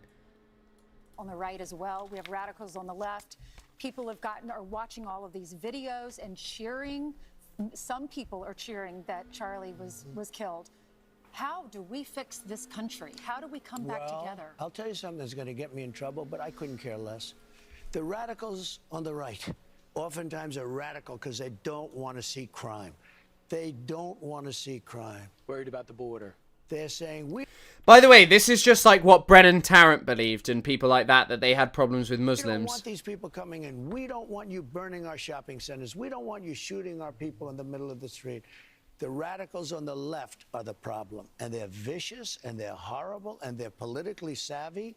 Although they want men and women sports, they want transgender for everyone, they want open borders. The worst thing that happened... Radicals on the right.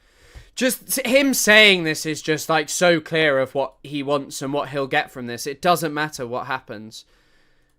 Using video. Sorry, that's CNN saying that they're using video. Oh, whoops. Sorry, I need to move that over here. There is the full press conference, but I don't think we need to watch that. I think we've kind of found out more. Good morning, ladies and gentlemen. We got him. on the eve. Oh God. Transgender for everyone. Transgender for everyone. Exactly. Transgender for everyone. We are also setting up the new computer soon. I promise. The wheels will be in motion.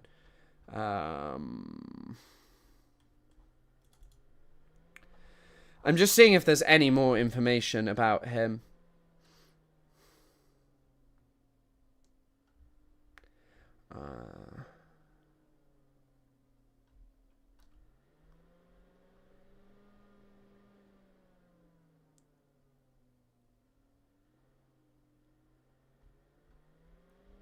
He loved. He was one of the Tucker Carlson and Megyn Kelly are already trying to make this about only Israel. people, I mean, truly one of the only people to go to the president whom he loved. He loved Donald Trump, like personally as well. And I think the president really loved him in a real way.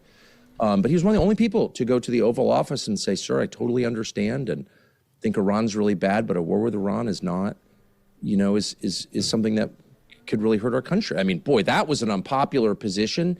He didn't need to express it. Oh, of course. And he did it again. He didn't have some weird agenda. He wasn't mad at anybody. He was for his country and he was for doing the right and wise and difficult thing. And he said that. He went to the Oval Office to say that. He took massive, massive abuse from his own donors, which is also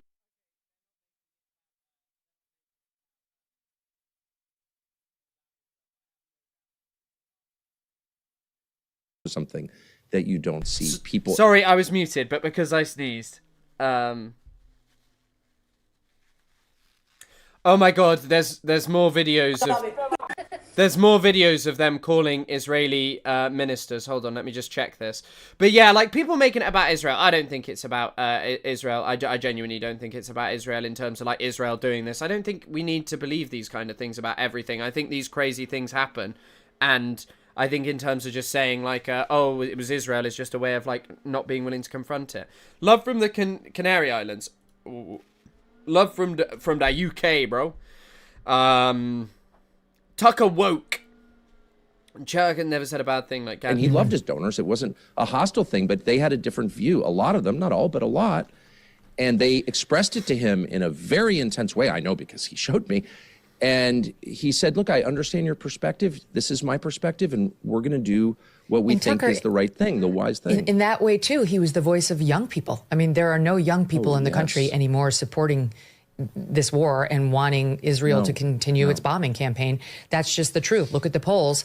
And he was in touch with them. And even where his own opinion may have differed from their opinion, he felt like he owed it to them to bring their message to the sitting president of the United States. I mean, it was, that's right. What are you talking about? Like, this guy was just an ardent defender of Israel. These people are just make shit up constantly. Jackson Hinkle is posting that the guy who made the distraction said that he knew 9/11 was done by Al-Qaeda instantly.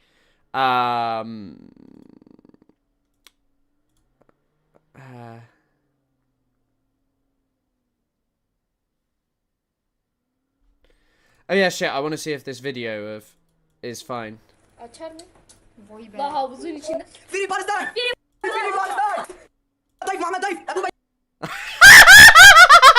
This video is crazy. This video is crazy. Oh my God, I hope I can watch it. Oh, please don't show anything inappropriate.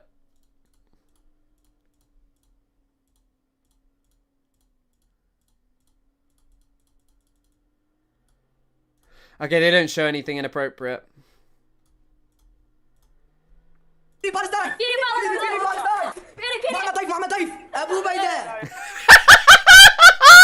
They're just shouting Abu Ubaidah and Mohammed Diaf, Israeli tourism minister.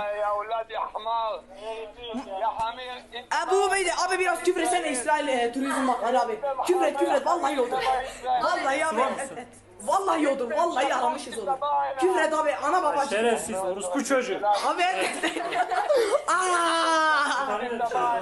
Allahu ekber Abu Ubeyde. Why are they opening the phone calls? Allahu ekber abi numaralarını hacklemişler çıkarıyoruz arıyoruz açıyorlar Şerefsiz poskeleş. Ay sen onu meymenesiz kafanı sikeyim. Kaç liradır tanesi? Köpek oğlu köpek. 15 lira abi. Crazy stuff. Crazy stuff. I saw that Tony Soprano lover. I just saw that you sent me a grok identifying him as a groyper. Sorry about the laugh. Oh, I see you were joking. But yeah, actually, you know what? Grok identifies Tyler Robinson, Charlie Kirk's alleged assassin, as a groyper from the toxic underbelly of the MAGA. I mean, they were getting Grok to say that it was actually a transgender person that they'd found online. They just got it to say, yeah. They found a transgender person online to just like to basically blame for all of this. And they were just, and Grok said yes, it's likely the same person.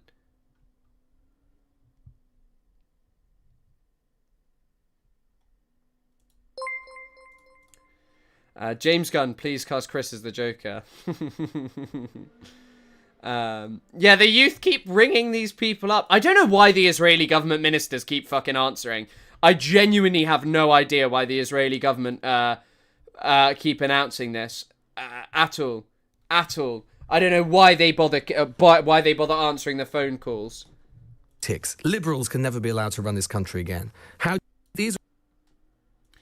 Here's Lewis Goodall, who's on Piers Morgan right now. They're all from accounts, MAGA accounts, you know, big following, blue ticks. Liberals can never be allowed to run this country again. How do you coexist with people that want to murder you? These are all separate things. If you vote Democrat at this point, you're a demonic, evil person. I will support whatever saves our country. Trump has a blank check as far as I'm concerned. Another, I want vengeance. I know it's wrong. I wish I was just a better person. I'm just not. Even Charlie Kirk's own organisation, Turning Point, tweeted, "Look back in anger." There are some on the radical right of the American politics at the heart of the MAGA movement who are responding to this, and I would put it like this. They're like arsonists complaining about the temperature of the building. They have added fuel. Yeah, I mean, this is, as we discovered with Asmongold yesterday, this is exactly what Asmongold was like and said and did. Steve Bannon is sick of Kash Patel, but I don't think we'll watch Steve Bannon. Maybe we'll actually go into some... Okay, guys, I need to pee really quickly, but I'll be back. I won't put on a music this time, so I won't be that long. When I come back, we'll be dealing with like some of the fallout, some of the more insane reactions that we've seen from the Charlie Kirk shit. So yeah, see you all very shortly. Actually, do you want music? Let me see. Do you want music? Let me see the comments whether you want music or not. Ow, my leg hurts. Piss break. Do you want music? Okay.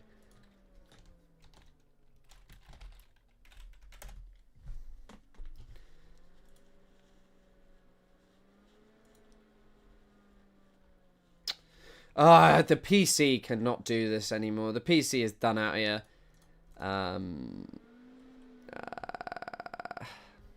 Put protect your neck on. I think protect your neck might be copyrighted. And if I do that, maybe they'll message my employer and I'll go to hell forever. Because I mocked Charlie Kirk.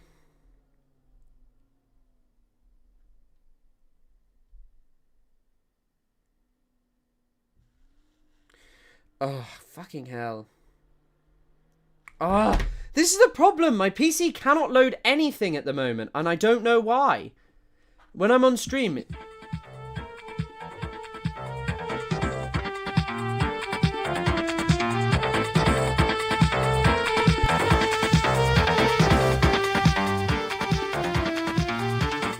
أنا القدسي من البلدة القديمة، أنا من شوارع فلسطين الحبيبة، أنا القدسي من البلدة القديمة، أنا من شوارع فلسطين الحبيبة، أنا من القدسي، أنا من القدسي، أنا من القدسي، أنا من القدسي، أنا من القدسي من البلدة القديمة، أنا من شوارع فلسطين الحبيبة، أنا من القدسي من البلدة القديمة، أنا من شوارع فلسطين الحبيبة، أنا من القدسي، أنا من القدسي،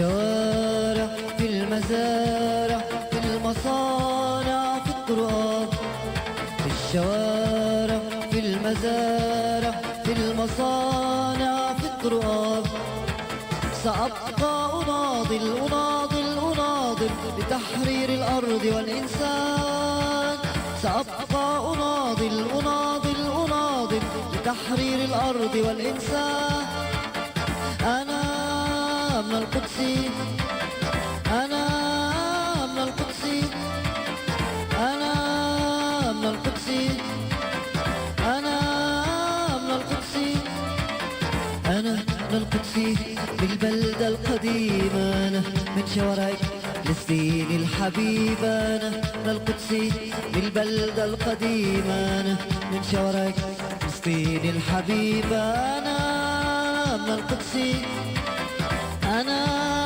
من القدس أنا من القدس أنا من القدس. Right, I've returned. Yeah, I played this one previously, it's a banger, but my PC is not working well, man. It's working bad. Very bad. Dark stuff. I just, I'd seen this tweet before and I saved it, but,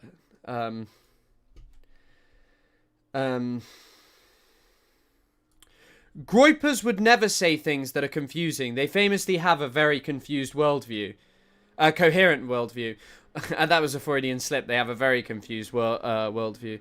Toadburger. What's Toadburger saying? I wish we had the peepo dancing emotes. Newest post on the Al Jazeera Live updates on the Kirk situation is crazy. You should look at it. What is it?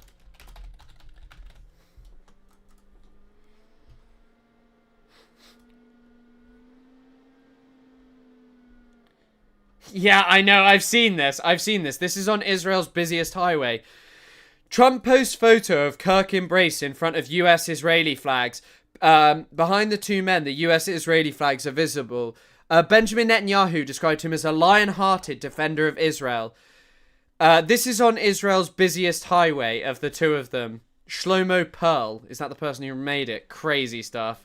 I was hoping it was like some kind of unique update that no one else had, but I'd actually seen that before. And I do like the youthies. What is peepo? I don't know what this is, and someone will have to explain to me how to do fucking emotes on here and stuff. And maybe I can finally make becoming a member worth it. Just want to see if there's... I don't think there's any more updates. No updates, really. Nothing. No updates, really, at all. I think we're basically up to date with what's happened. God, my PC, bro. PC is done out here. Cooked. Cooked.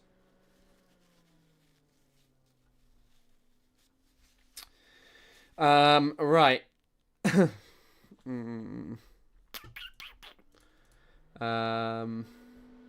Allegedly, he wanted to end his life, and the minister linked to the feds. BGTV extension. Okay. It's Twitch emote stuff. Take your shirt off would be worth it. I am not taking my shirt off. Not in good enough shape. Allegedly, he wanted to end his life, and the minister linked to the feds spoke to him before arrest. Which where did you get that? Where did you see that? I've not seen that anywhere. I wonder why he didn't then. He had ample opportunity. Like if he really wanted. But this, sorry, I actually wanted to read this. Also, Kash Patel and co. know this guy was an epic leftist, but don't want to release this information prematurely. They're famously very sensible people. Yeah, interesting. I think that is a point about more of like, I think that is a point about more of, this kind of stuff. About like, about this kind of stuff involving him.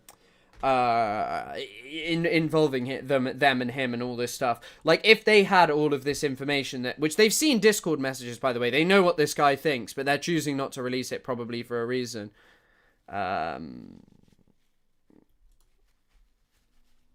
This is also a decent tweet from Zachary D. Carter. I don't know who this is. I see no point in searching for the... is that this moment is used by the right to suffocate?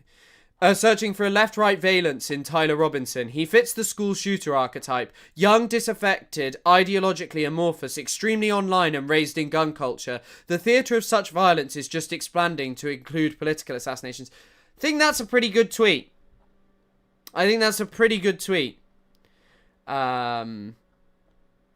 No, I mean, in terms of if he'd wanted to, like, I mean, I know that it's not just as easy as just do it then, but what I mean is that, like, if he had ample opportunity, if that's what he'd wanted to do, I'm just surprised he didn't if he'd already done a shooting.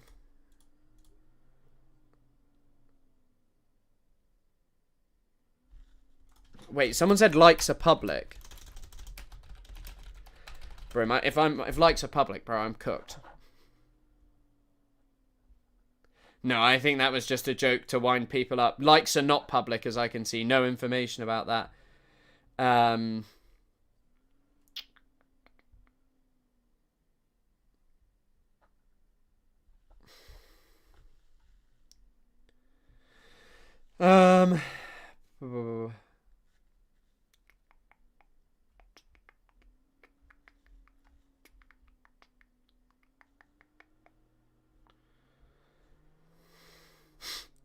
Someone pointed out that Charlie Kirk dedicated his life to talking about black people attacking white people, and then was killed by a white guy. But yeah, I think that there is just a thing of, like, horrible shit going on online and young men becoming more radicalized because there's nothing going for them and they see the increasing violence around the world. And so, yeah, and at the same time, are you really surprised that people think his murder is comical then? Not just because of his views, but, like, people just posting whatever because they don't care. Because people are just so disaffected and just don't care about fucking anything now. And, like, I mean, I'm not going to sit here and condemn people who do it, because Charlie Kirk and the right celebrate all murders. They love political assassinations when it's someone who they love doing it. But, yeah. This is in some slightly more exciting news. Netherlands is joining Ireland in threatening to boycott Eurovision if Israel takes part. Bro, Eurovision is done. Like, Eurovision is done. Eurovision is fucking finished. I was considering doing a tiny bit more Charlie Kirk, but you know what? We've done a lot of Charlie Kirk, and I think there's just pure Charlie Kirk. Oh, I know what we can do.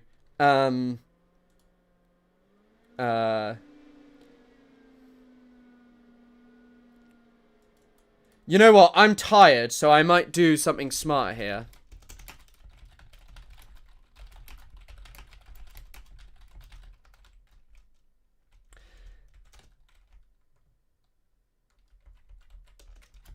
I was going to do some stuff on the Fallout, and I do want to do some Jeffrey Epstein stuff at some point, but I don't know, I've prepped all the Jeffrey Epstein shit. We'll get it done at some point, but there's something I do want to watch, which I think some of you might enjoy. Well, we could do something fun, which is me trying to map countries in Europe, but I don't know if I want to do that, because there are none of you who are OG enough, apart from maybe Sarah and Tony Soprano Lover, who would actually know that who would know how bad I am at it. But no, I think we'll do this, because I really wanted to watch this anyway, so why don't we watch it?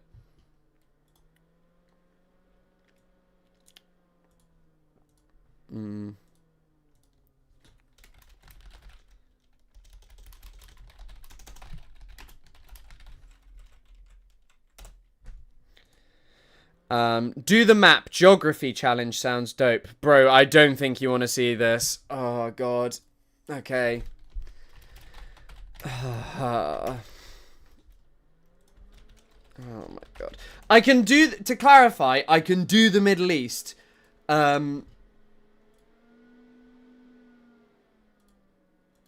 Montenegro. Oh, God. Oh, fuck. I want to see if there's a different version that... Oh, my God. Bro, my PC is hooked. This new PC has to get done soon, bro. I can't stream on this anymore. I'm currently stuck on a website just listening to Montenegro. You can watch the map. You can watch the map. Oh, fuck. Oh, my God, this PC, man. Like, I am just sat here listening to this. I think this is one of the problems. Countries guesser. Europe country guesser.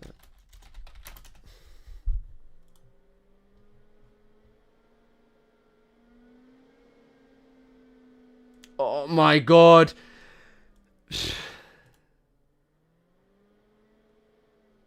These websites I'm going on right now. GeoGuessr has one. More pen. Germany. Okay. Oh my god. Jesus fucking Christ, guys. I don't even know if I can do this. My PC is done. Oh, right. So, we got to guess the first one, which is Germany. Wait, what? How do I enter location?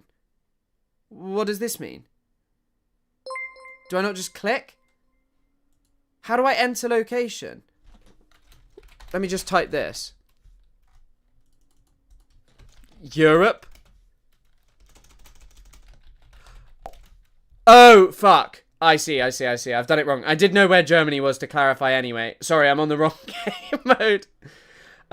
Clear your cache. It was actually one of the funniest stream clips. Oh, God. Yeah. Oh, fuck. Oh, my God. This PC, man. Oh. Bro, I don't think clearing the cache is going to fix it. Switzerland. Okay, right. It's working now. Very slowly. Look at this. Oh my god. I don't know I can do this. I could do this months ago, but now. Right, Switzerland. Switzerland is here. United Kingdom. I know this one. Latvia. Now we get into the places where I have absolutely no idea where we're talking about here. Is Latvia... Latvia's probably somewhere up here. It's in Eastern Europe, so I'm going to guess here. That's Lithuania. Italy. Oh, come on! Germany. Well, we know Germany. Netherlands is... Unfortunately, I don't. He deleted all his Twitch VODs. I didn't delete them. They just don't save forever. Netherlands. Belarus. Belarus is here? No. Hungary. I have the money for a PC. Thank you, Sophie, so much for your... Yeah, you might not know Eastern Europe, but oh my god. Oh my god. Hungary. Hungary's Eastern Europe as well, so... Hungary's probably somewhere here? No, that's Serbia. Oh, France. Dear. Well, France North is there. Macedonia.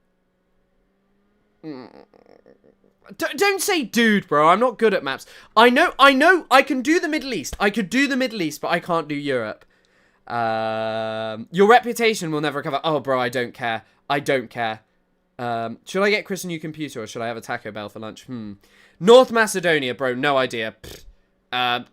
Here? Oh. Vatican City State. Norway. I know that one now. Norway is not there. Croatia. Oh, God. Croatia's down here, right? No. Finland. I suck at this too, bro. I know where Spain, bro. I know where Spain is. I know where like main places are in Europe, but Finland probably up here. No, we've already clicked on those. Finland is here. Oh, Romania. What? Romania's Moldova. There. I knew Romania. I knew where Romania was. So click on Moldova. Well, we clicked on Moldova. It's down here. Oh. Montenegro. I don't know where Montenegro is. He had no idea where the Vatican was. I just took a quiz on this. Oh, bro. At school, do the Middle East next. Oh, I'll do the Middle East and I'll smash that. I promise. Montenegro. I think we actually guessed it, that it was somewhere already. But, bro, I don't know where fucking Montenegro Albania. is. Oh, bro, I didn't know where Montenegro is on a map. Oh, no. Belgium. Belgium's there. Ukraine. Ukraine is... Wait. Ireland. Denmark. Well, we know where Austria. Denmark is. Austria, it must be there? I don't want to get this right. No, there. Poland, Portugal, Greece, Bosnia and Herzegovina. Do South America. No, I'm not doing South America. You joined me doing something exciting. I got Austria wrong. Bosnia and Herzegovina must be, I don't know, fucking here, there. Sweden. I'm a guy from Sweden, and I'm taking over, never being sober. I don't want to get Sweden wrong. Slovenia. Slovenia is one of Slovenia is somewhere like. Wait, where's Slovenia?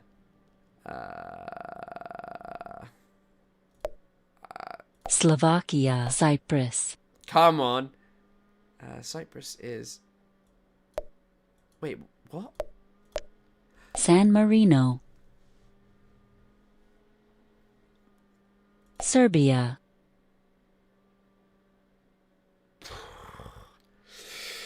Oh, this is not good. This is not good. This has to be rage bait. It's not rage bait. I'm really bad at this. Liechtenstein. I don't know where Liechtenstein is. Is that like... That's... No. Bulgaria. But I've been to Bulgaria, so... Spain. Spain's Russia. there. Lithuania. Lithuania was one of these Andorra. two. Andorra's between Spain and France. Estonia. Which I actually knew, and Tony Soprano Lover didn't know. I knew that. Or something, 1 point. You peaked.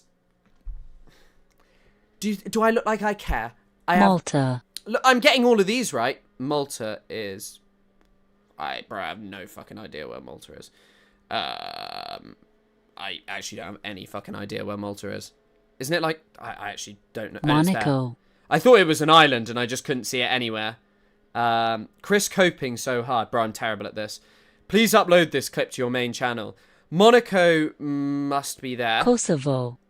Kosovo was... Czech Republic. Iceland. Luxembourg. Yeah, come on. 55%. Oh, that's a pass. You don't know where anything is.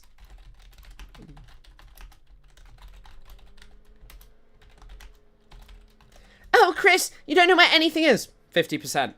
Over 50%. Turkey. Right, now we're moving on to the Middle East.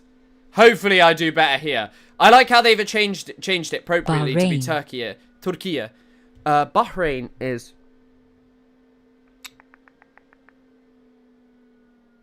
Bahrain's there. Oh, my God. Kuwait. Sorry, I misclicked on Saudi Arabia there. Kuwait's up here, right? Iraq. Let me turn back to the chat. Dudes, do a jet punk quiz. 55% was a fail at my school. What's a pass for me? Iraq is... Jordan. Jordan is here. Saudi Arabia. Yemen. Saudi Arabia is there. Yemen is United Arab Emirates. UAE is... Oh my Egypt. God. Egypt Israel. is here. I don't recognise Israel, so I have to click it to pass. Oman. Oman is here. Cyprus. See? This isn't Lebanon. fair. This isn't fair. Lebanon is there. Syria. Iran. Qatar. Bro, that's much better. There you go. See? Smash that. In a minute, 84%. One of those was also a fuck up. I have to admit the... which ones did I get wrong? I got Bahrain wrong, which is not great. I should have known that. It's right next to Saudi Arabia. And then I clicked the UAE incorrectly, which is... no, I didn't. I just got that wrong. Also, like, not a fan of this. Palestine's just greened out. But much prouder of that. See? You have failed. I never said I'd get 100%. I never said I'd get... bro, I'm not doing South America. I'm just not doing South America. At least with Europe, there was some chance of me getting something. With South America, it's not happening. South America is not fucking happening.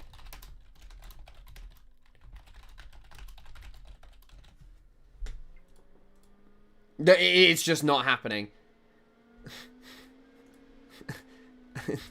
You are not convincing me to get South America. No, it's not happening.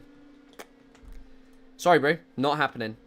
I'm also not like a little nerd who just studies maps all day like you guys. Bolivia. You didn't hear anything.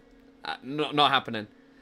South America now. No, for the mods, for the people. Bro, I don't know where anything is in South America. You're Latino fans, come on. Bro, I don't know where anything is there. That's just going to be me clicking on places that I don't know.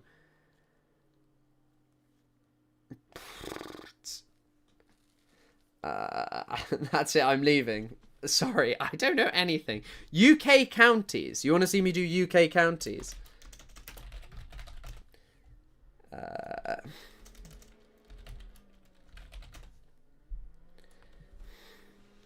I mean, I'll know some of these, but this will be hard too, because I'm not great on the counties. Do Africa. Bro, I can't do any of those. It's GeoGuessr. You know where Brazil is. Do I? Do I know? Do I know where it is? Oh my god, I need this new PC. I am desperate. You will learn by failing. What should we do? A once weekly check-in, and if I don't pass, what happens? Greater London. Well, who knows? Is the central there? Oh, that's city. Dorset. Dorset's like down here? Oh, this is not fair. Lincolnshire. Cornwall. West Yorkshire.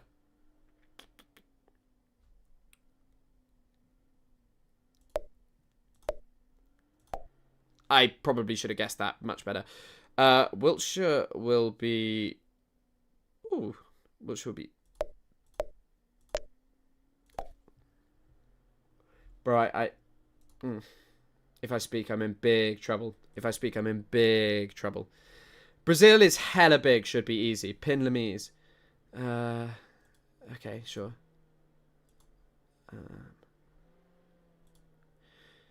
You ever been to Greater London? Was it great? It's just... We don't care about the UK. Okay, fine, I'll do South...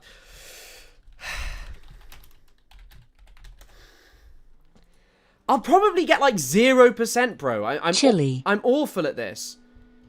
Chile. Peru. Bro, I don't know where fucking Peru is. I don't know where Peru is.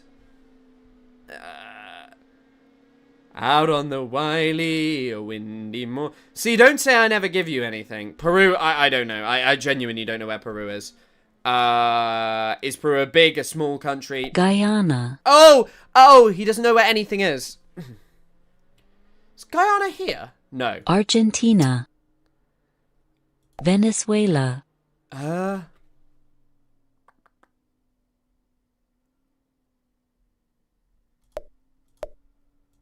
Colombia. I was doing so well. Suriname. Uruguay. That was close. That was pretty good. I'm doing better than probably fucking Europe, considering I live in Europe. I don't know where Uruguay is. Bolivia. French Guiana. Brazil. Ecuador. Paraguay.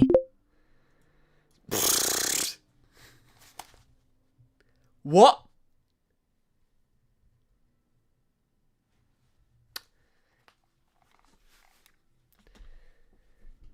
What?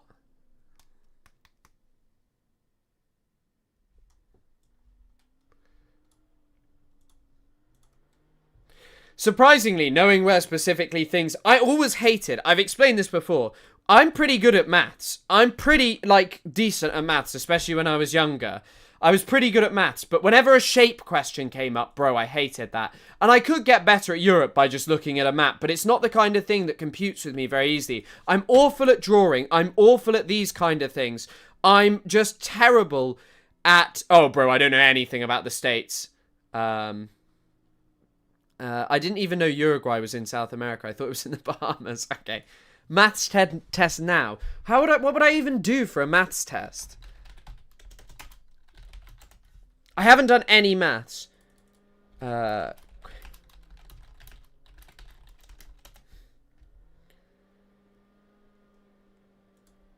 are these websites? Okay, right. Let's have a look at this website. Quick maths.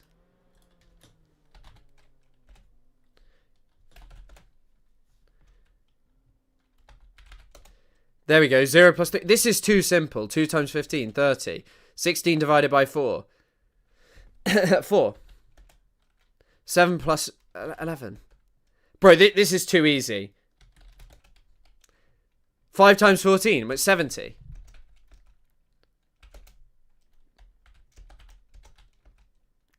Seven times 9, 63.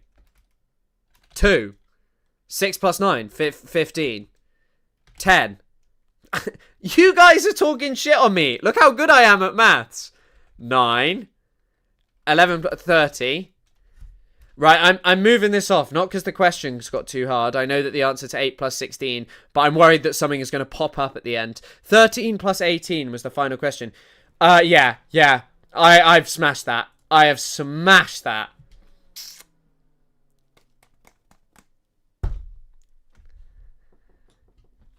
Sorry? Grade school maths. Well, did I do it? I feel like finding things on a map is, okay, wait.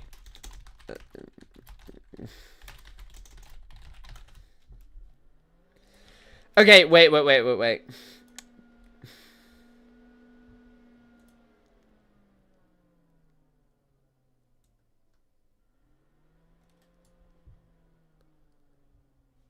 Right, okay. These are somewhat harder maths questions. I haven't done maths for a very long time.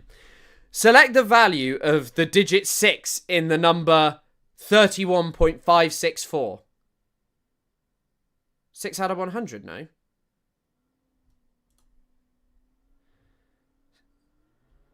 Next.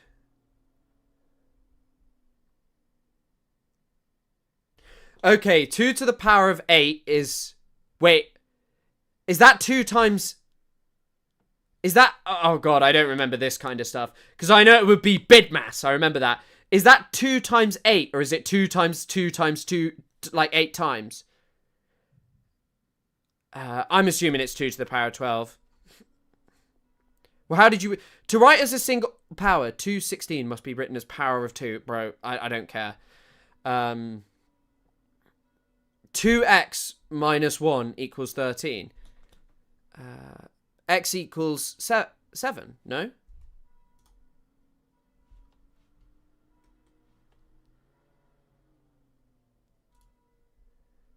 See, this is the kind of thing that I wouldn't want.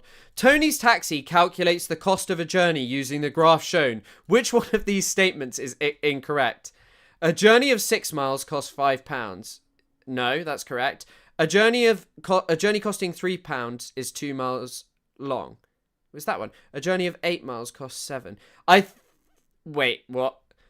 A journey costing £3... Oh, no, wait. A journey costing £3 is 2 miles long. That is correct. A journey of 8 miles costs £7. 8 miles. That's 6. Yeah. I'm cooking. I am cooking. 25 animals. The ratio of sheep to cows in a field is 3 to 2. The farmer adds 1 more cow to the field, which makes the total number of animals 26. What is the ratio of sheep to cows in the field after the new cows joins? 3 to 2. So for every 5 times 5 is 25. So 15, so there'd be 15 and 10. 15 and 10. 11 to 15 to 11, right? Yeah. Bro, this is giving me flashbacks. I told you I'm not stupid at maths. I haven't done any maths since I was 16, to clarify. Enjoy the rest of your stream. I gotta go. Bye. Why they got all these words in maths, bro? They got so many damn words in maths. I think that this is enough to show you that my maths is a lot more competent than anything else when it comes to my understanding of the world. Or slightly more competent, maybe we should put it like that. Me neither, Chris, putting me to shame here again. Not a single maths. I did pretty well. Right, now we're going to go back. You've seen me do some maths, so we're going to watch Chatham House with Isaac Herzog. I just recorded myself doing that. That's pointless. Hold on.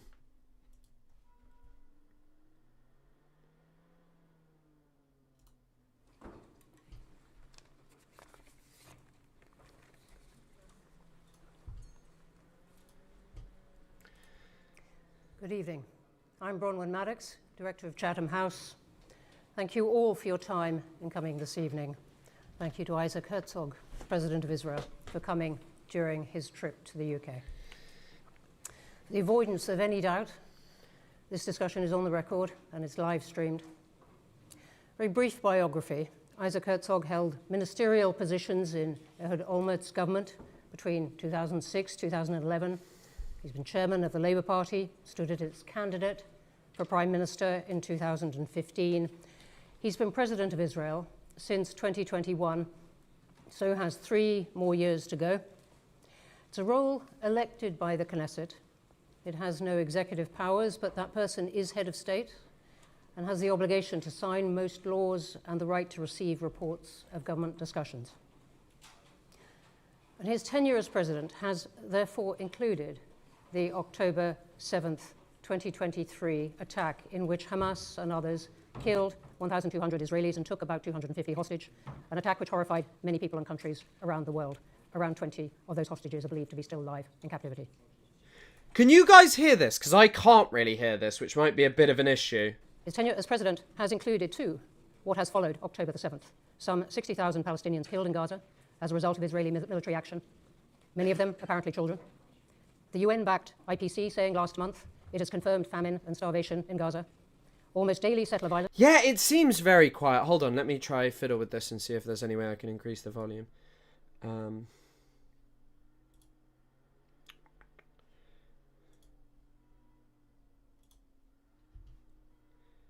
I don't know why the volume would be so low. It just doesn't make sense to me.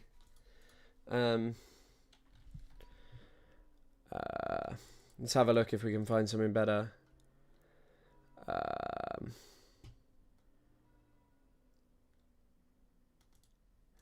You can hear it. Okay. You can hear it, just not as much as me. We'll listen to it then, because I can hear it as well. On the West Bank, with more settlements licensed by Israel's government. And last night, Israel strikes against Qatar in pursuit of Hamas leaders, criticized by many countries, including the US and UK. Qatar becomes the 7th country to be struck by Israel in the past year or so, along with Lebanon, Syria, Palestinian territories, Iran, Yemen, and Tunisia, including the aid flotilla. Just in the past few hours, Israel has conducted more strikes on the Yemeni capital. Many of these actions have in turn brought international condemnation and huge public protests. The UK, along with France, Belgium, and Canada, is likely within weeks to recognize a Palestinian state. European Commission President Ursula von der Leyen used her State of the Union speech today to announce the European Commission will sanction extremist ministers and violent settlers and pause bilateral payments. President Herzog, we have a lot to talk about, even more than it seemed 24 hours ago. Although I don't necessarily agree with the way you describe the picture. We can come on to that. This is a discussion.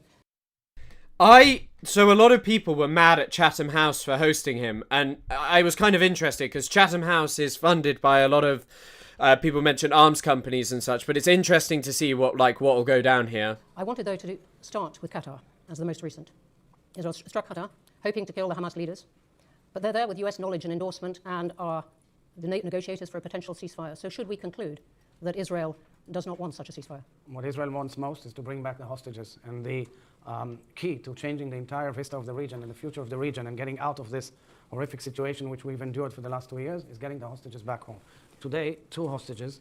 These are Gali and Ziv Berman. Oh my god, he just comes and brings his little fucking hostage pictures everywhere. 2 brothers, 28 years. And I know some will be like, how can you say that? How can you say that? But it's literally like your government is the ones that just, the ones that so objectively do not care about those hostages at all.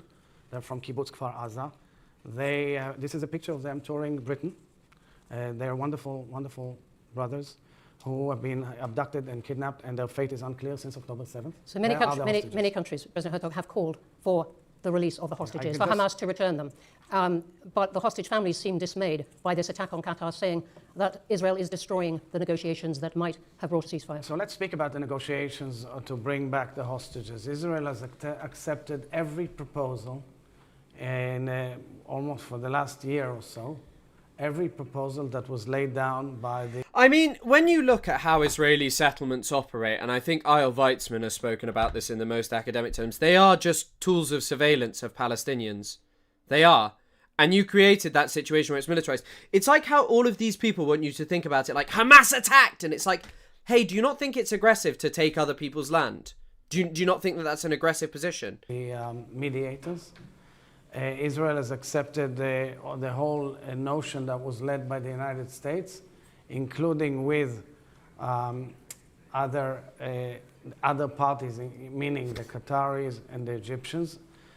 And then we were faced time and time again with either a refusal or endless procrastination by Hamas.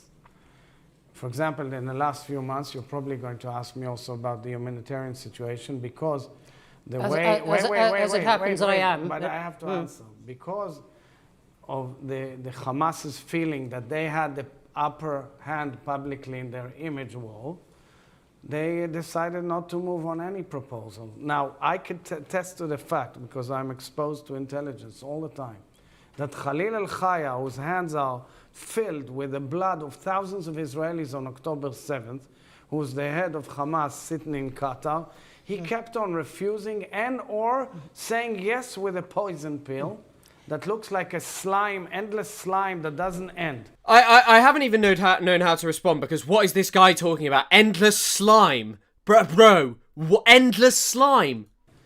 We want a deal, and we want to finish the war, and we say we are ready to exit the war with a full hostage deal and a ceasefire. But for that, you need Hamas to say yes. And there's no truth to this, by the way. We know that this is all not true. I will reiterate over and over again, and if this is on YouTube, I will post a link to it. One of the things that you can see clearly about what Israel is like doing came from Joe Biden, when Joe Biden made a post saying Israel had accepted a ceasefire, and then Israel just hadn't accepted it because it was a proposal that they had already accepted. And yeah, maybe he's been watching too many YouTube videos. He just loves slime. Wait, Brian, no, I want to come on to some of the points that you're raising. But you have to understand, if you want me to explain the situation for a change, because in England, I understand that there's a very strong one streak of thought. But I'm trying to present a different streak to a very decent... Can you see how, like, panicked he is? And this is the funny thing that person who I was talking to earlier didn't really get. Or, like, Israel know that they're cooked. They're trying to secure the narrative, but they're wheeling out people like Isaac Herzog to talk about fucking endless slime. Nation that should listen to that streak. For example, Hamas has its decision-making process requires consent. All you need is one person to say no, and there's no deal. And if you want to move on, you have to remove some of the people if they are not willing to get to a deal, because that impacts President Herzog, we're here primarily to talk about Israel and its aims and its motives in this. You say, though, you were exposed to all kinds of intelligence briefing. Did you know about the Qatar strikes? No, I did not. No, I was in the plane to England. So let's bring ourselves to England. You've just come from Downing Street. The UK has said, which Israel does not want, the UK has said that it will recognise a Palestinian state within a few weeks from now at the UN General Assembly, unless Israel makes progress towards a ceasefire, resolves the humanitarian crisis in Gaza, and commits to a peace process leading to a Palestinian state. Is Israel going to do those things? So we had a very frank and open discussion, me and Prime Minister Starmer at 10 Downing. It was a meeting between allies, but it was a tough meeting. It was a meeting that was Bro, imagine this guy just saying he's having a good meeting with fucking Keir Starmer, the Prime Minister of Israel, just saying, yeah, I'm having a good meeting with Keir Starmer, this far into a genocide. Unbelievable. You know, I mean, things were said that were tough and strong, and clearly we can argue, because when allies meet, they can argue. We are both democracies. We both understand the threat from the jihad. I also just love this abstract thing. I think it might be worth rewinding there, because he's about to start talking about jihad and the threat from jihad. But listening to this guy talk about, I don't know, to just go on and on about how... we're democracies in just this abstract sense of that means something. What does that mean? Like, you've killed tens of thousands of people. What does it mean you're a democracy? We've supported you in that. So what, you can have a conversation about how maybe to kill more kids, or about maybe how to control the narrative around killing kids better? Crazy stuff. This Prime Minister reiterated, and of course I couldn't agree more, that Hamas is a terror organization that must be removed. But we're doing... But we discussed it at length, including the fact that we believe that a unilateral resolution regarding a Palestinian state will be adverse and negatively affect any future process because... Why does that message keep getting removed? What's going on? Why does that message keep going? Palestine was not recognized. It was a UN thing, and there were countries... UN General Assembly approves path to Palestinian state. So the UN General Assembly approved it. And I saw that America voted no alongside Israel, but I saw that it doesn't necessarily mean that it's recognized, right? And irreversible steps toward a two-state solution. But it's like, kind of, what do? You can't, like, the problem is that the people recognizing a Palestinian state, the people recognizing a Palestinian state aren't stopping Israel. It will be dangerous. It won't help one Palestinian, one hostage, and can be adversely interpreted by Hamas. Come on to that, because this is more than an argument with the UK, isn't it? One of your allies, absolutely, is sanctioning ministers, is withdrawing arms licenses. It's ministers of the UK government getting up to condemn what Israel is doing. Are you concerned that Israel is becoming a pariah state? So we argue vehemently with the British government and with other governments. I will say, of course, that Israel is a very open-minded democracy. We will go to elections... Again, this is the kind of thing. These people just say democracy and that's it. They just say democracy and Hamas. And I'm glad that she's trying to direct the conversation a bit away from him just doing constant Hasbara. But this is all they have, just going like, Hamas, Hamas, Hamas. You must talk about Hamas, Hamas, Hamas. Latest, next October. Our nation debates on every issue that you can imagine. We have demonstrators all over the country all the time. That's what we have debates over how many Palestinians we should kill, how we should kill them, whether we should just expel them, whether we should massacre them all, whether we should leave it for a few years' time to kill them all. You know, there's big debates in Israel. Democracies does. It is the legitimate right of our government, the way it was formed, to pursue its own ideology. Not necessarily one has to agree with it, but one has to understand that if you sanction Israeli elected officials in a free, open society and democracy that were fully approved also by our legal system, you're actually hurting Israeli democracy. And it's not the right thing to do. It looks like a simple excuse. You know the way it's perceived? It's perceived as if you don't agree with British opinion, with the government of Britain, then we will punish you with the declaration of a Palestinian state. Will that... I mean, the thing is that the framing of it, like, I think framing it as a punishment is insane. Like, no, this is just something you should do under international law. But at the same time, his point is also so fucking obscene. Oh, you can't sanction us because we're a democracy. That's it. You can't sanction Israel because we're democracy. Democracy good. Democracy's allowed to do whatever. Bring peace? No. So Unfortunately, no. And may I say, I truly believe in the fact that we should reach peace with the Palestinians. I've said it all my life. I believe in it still now. I believe that the regional developments are so vital that they can also bring with them the development with the Palestinians. But for that, you need to bring the hostages back home, and you need to create a different future for Gaza without Hamas. We will come on, indeed, to those points about the future, which I hope are more hopeful. But this isn't just the UK. This is Australia, Canada, New Zealand, Norway. Others have joined. In June, they put out a statement about these two Israeli ministers, Ben-Gvir and Smotrich, saying they have incited extremist violence, serious abuses of Palestinian human rights. This is appalling and dangerous. These actions are not acceptable. But that's the big mistake of all of these countries. They are making a huge mistake about who's their friend, who's their ally, who's their enemy. All of these countries are wrong. We are fighting here to defend the free world. Israel is there at the frontier of fighting jihadist civilizational aspirations. But your friends and allies... Jihadist civilizational aspirations. Thank you, Mr. Herzog, for defeating jihadist aspirational civilizations. And yes, he is suffering from some kind of techno-induced trauma. This guy is just like, what is this? What is this? What is this? What is this? This is the president of Israel. And by the way, when Israelis and Jewish people tell you, actually you're anti-Semitic because you focus so much on Israel, there you have your answer. We're at the forefront. We are the frontier of your civilization. Spare me the nonsense of telling me over and over again of, oh, we're this, we're that. Bro, you want to be this way. You want all of us to focus on you and care about what you say. You know? I'm going to speed him up. Are calling on you to stop. We are defending Europe. We are defending Western values and the free world with the blood and the tears. Bro, he's literally just that meme of, like, the people holding the boulder. Have you seen it? Like, the pro-Israel meme of, like, the robot who holds the boulder, and then the boulder slips down and just crushes everything, and they're just like, yeah, they don't care.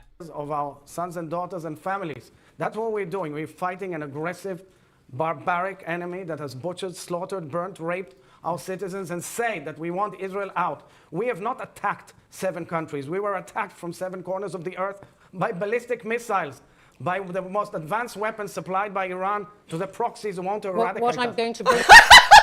We were attacked 7 countries! Ah! Bro, this is slop. Slopaganda from the Israeli Prime Minister. He won't answer anything, it's just pure deflection. Bring us on to, though. The most... Bro, you are using advanced weapons against women, children, and babies. And the countries I've mentioned, and many others, have never contested, indeed have supported So they have Israel's to right that, to defend itself, but but not not want us to do it? in a different way. How So they do they want are us to do asking it? you to stop. Your friends and allies are calling on you to stop. Is it not time to stop?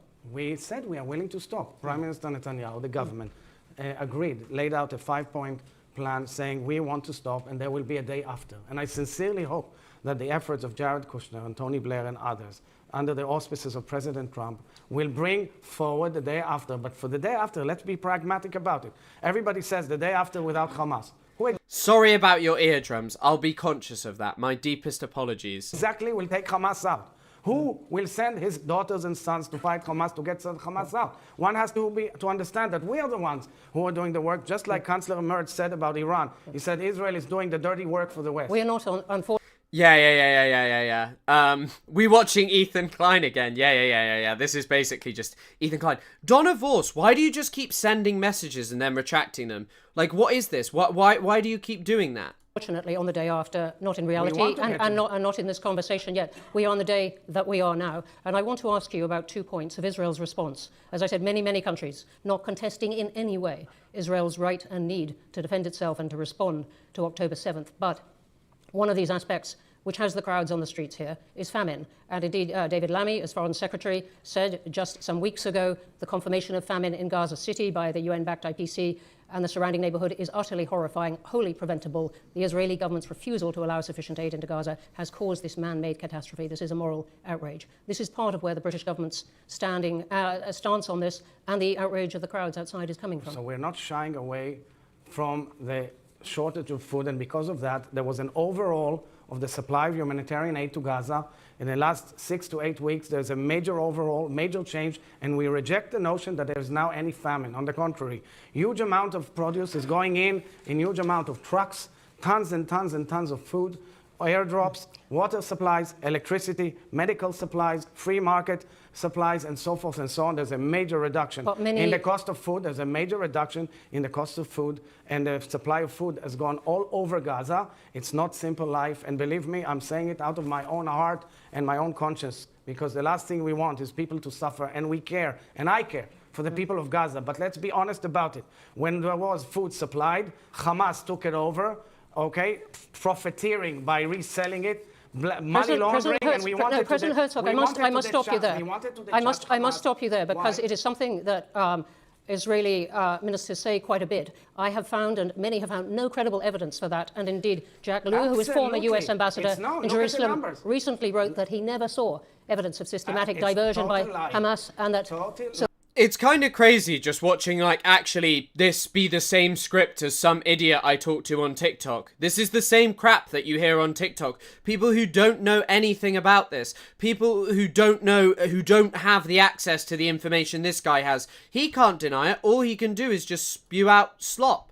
Can just say, no, it's not true. Like, all of this stuff, everyone's lying, everyone's saying this, but yeah. The former US ambassador is lying. They take the food, and then they sell it triple price, not only double price. They launder the money and use it for their war machine. The fact is that once we flooded and opened all the gates into Gaza, including, by the way, the last 24 hours, 600 trucks have gone into Gaza, for example, and airdrops, and huge amount of food has gone in. The prices have gone down sharply and dramatically. That means it's not in the control of somebody who's blackmailing the market. But the question is also what happens to that when it gets inside. I'm not talking about where Hamas.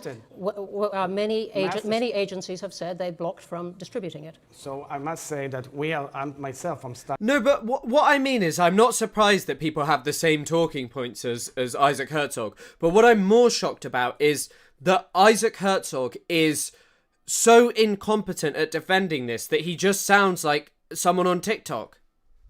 I met with many organizations, including the World Central Kitchen and others. We met recently with the World Food Program and others to make sure that the procurement and the supply and distribution will be much more efficient. Part of it has to do also with UN failure to take hundreds of trucks and distribute them forward into Gaza. They say at length that they are systematically blocked the by this. The problem is that it's very easy just to put the blame here on Israel. Well, Israel is in control. No, people have to go into Gaza and understand the situation in and of itself.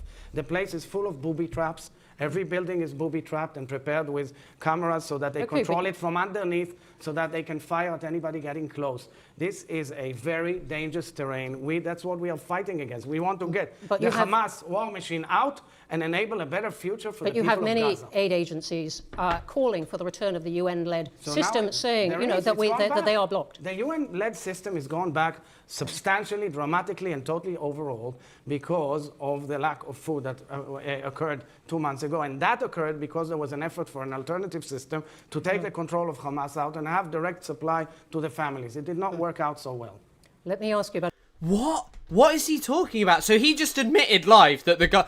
I'm surprised she didn't push on that, because that would be like a great thing to push on. Like, sorry, so you admit that the Gaza Humanitarian Foundation did not work. Because let me just check what he just said to confirm that.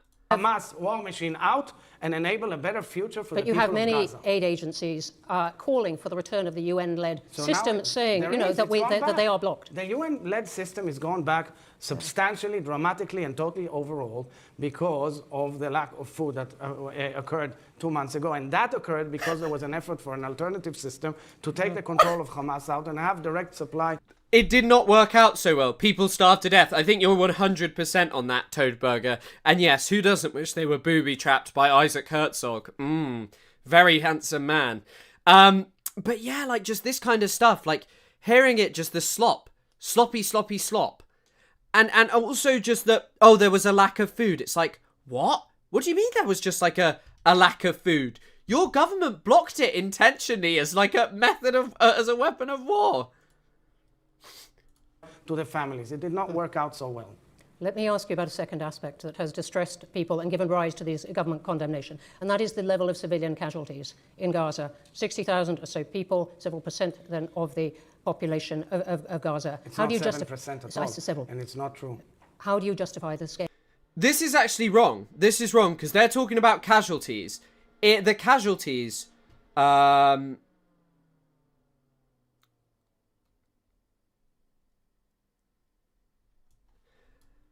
Retired General Herzia Levy says not once had legal advice constrained Israel's military decisions in the Gaza Strip. So all of that shit about Biden, all of that stuff about Biden constraining it, didn't matter. This means 10% of the population is wounded or killed in Gaza at minimum.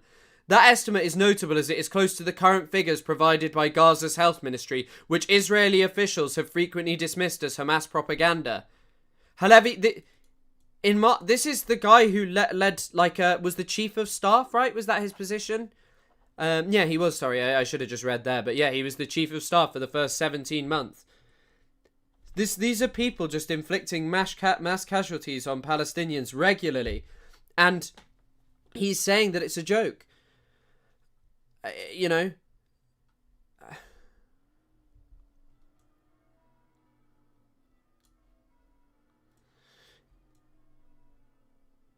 Do you know that also, like, Israeli international law is basically just dedicated, and Israeli law as well, is basically dedicated to just finding loopholes to abuse Palestinians legally. Not once has anyone restricted me. Not once. Not the military advocate general, who, by the way, hasn't the authority to restrict me. Fuck. So this guy just admitted, yeah, all of the casualties are real, and I can do as I want. Like, that you can just laugh, like, what? This is just insane. Scale of civilian casualty. Look, every one person aches and pains us, truly. But let's just put the picture in clear perspective. We were attacked by a jihadist organization who wants to eradicate us, and these fighters, they don't care dying, because they are jihadists. In jihad, you believe that you die, you go to heaven, and you serve your purpose in killing Jews, and by the way, Christians as well.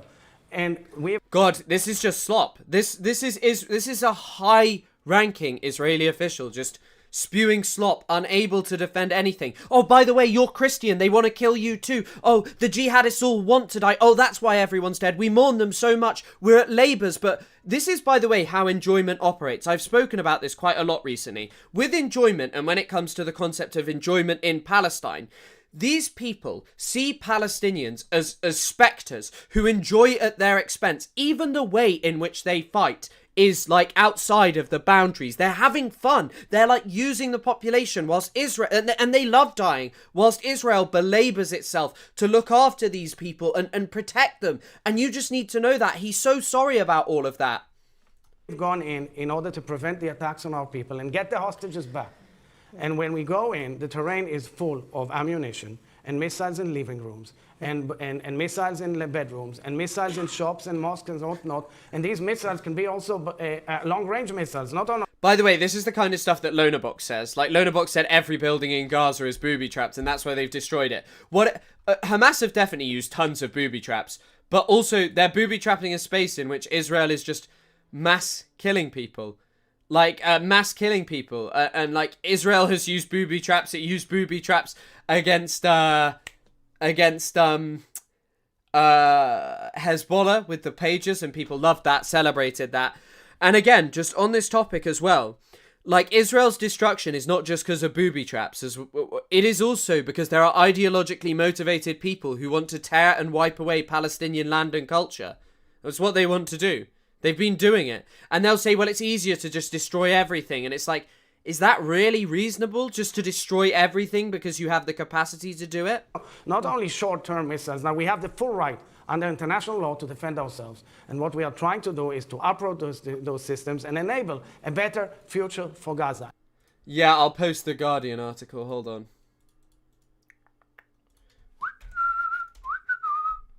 Any plan for the day after requires at the end that Hamas will not be able to take over Gaza again. So that's the issue here. And let's be international law absolutely gives you the right to defend yourself. But it doesn't give you the right to cause unlimited suffering. And where people argue that Israel is clearly breaching the laws of war, is not differentiating between civilians and combatants, as obliged to do, using too much force beyond what is necessary, and how can you judge it? Having goals that are military. The resistance have only used booby traps in civilian areas. Yeah, Israel hasn't even reported that like if Palestinians were getting mass killed by Hamas booby traps, Israel would be using it for propaganda over and over again. So you're most likely right about that. And also a lot of them are things like roadside bombs, things dug into the ground, and what they're even made from are Israel's munitions that it has left everywhere. Achievable, we still have our kids and using proportionate we still action. Have our citizens on the border of Gaza. Let's just remember October 7th, because in October 7th they slaughtered Muslims and Jews and many other religions and 36 nationalities, and they raped them and they burnt them and they hanged them and they abducted. This is an amazing quote as well. He just said that they hung people on October the 7th. And by the way, Israel has done every single thing on this list. Them, and they want to do the same and the same, and they say they want to do the same. Khalil al-Khaya himself said, I want to do the same, and I celebrate that incredible day of October 7th.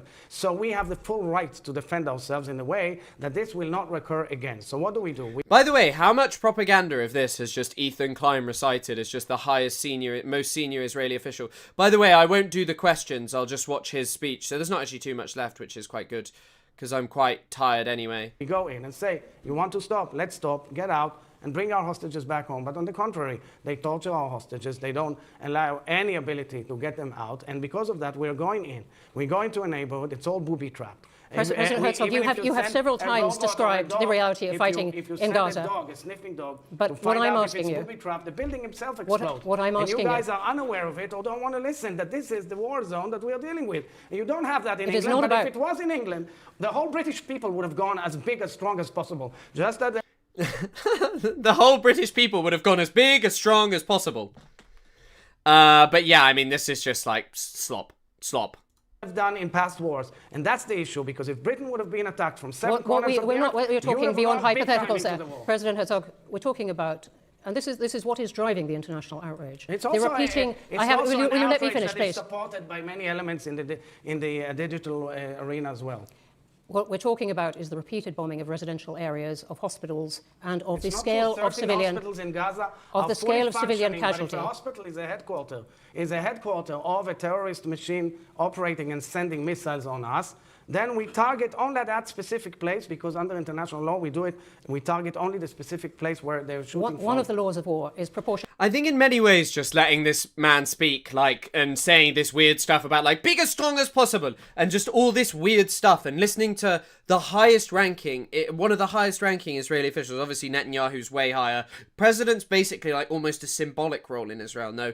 But, like, either way, this guy is just, like, insane. Like, he has no defense for what he's doing at all. Avoiding excessive civilian harm relative to military advantage.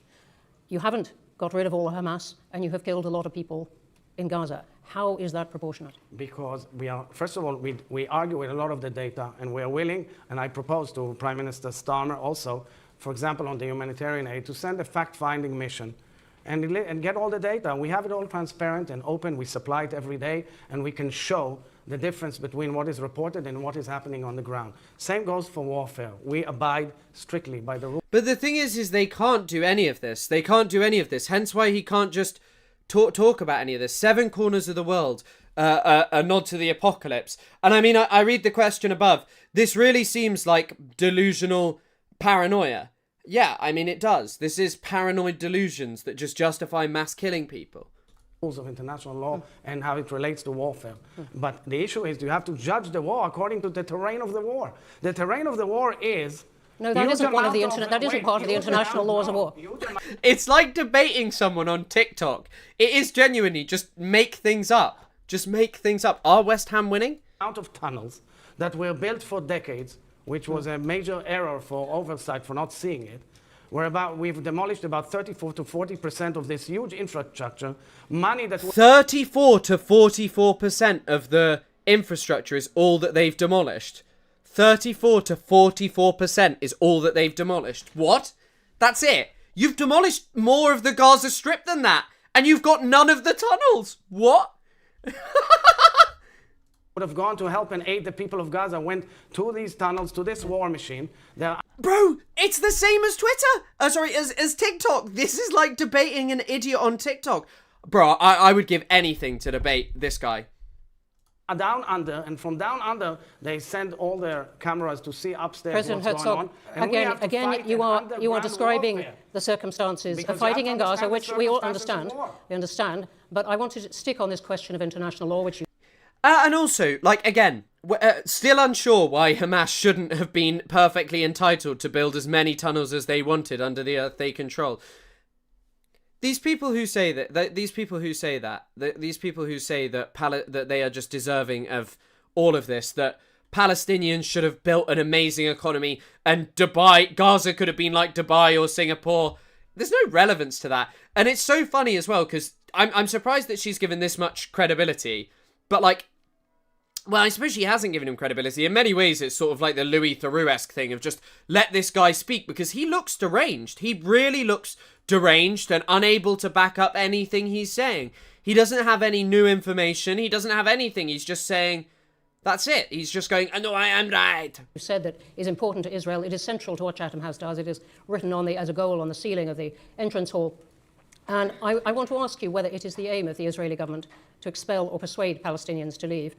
Finance Minister Smotrich, also a Defense Minister, has said that Gaza will be completely destroyed and its Palestinian population will leave in great numbers to third countries. That provoked a statement by the UK, France and Canada condemning this abhorrent language and warning that this could be a breach of international humanitarian law. Let me say that Israel is a democracy with a far...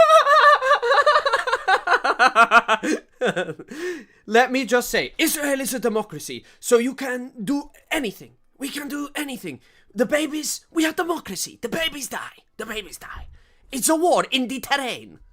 This guy, bro. This guy is crazy. And also, by the way, just the same as Ethan Klein. Just the same as Ethan Klein. You know, this guy also is like an Israeli leftist. Reaching free speech as imaginable, but that does not reflect in any way the Israeli policy. Israel does not intend... This is the finance minister and a member... It's because I tried not to laugh as loud. Israel of the government. does not intend... Our political system is somewhat different than yours. It's a coalition... The world is quite aware of the Israeli political system now. But this is absolutely not the Israeli position or intention. Israel made clear it does not intend to expel anyone. It does not intend to condemn that? This guy's a leftist in Israel. I am not exaggerating. This guy is from like the Labour left tradition. He was at a settler conference recently. Statement then. We've made it clear. Do you? Wait, because I'm the president, and I'm the president of all political views in Israel.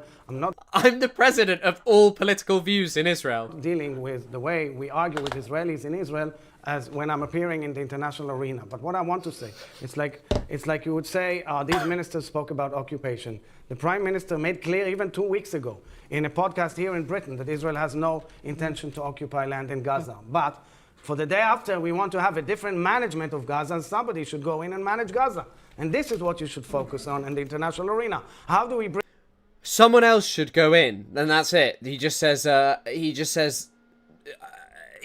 that's it. Someone should go in. Bro, I think maybe there are other things to focus on, like what's going to happen to the Palestinians. The day after, because we should all look for the day after. We should all include it as part of the major change in the... Mr. Endless Slime, Dr. Slime.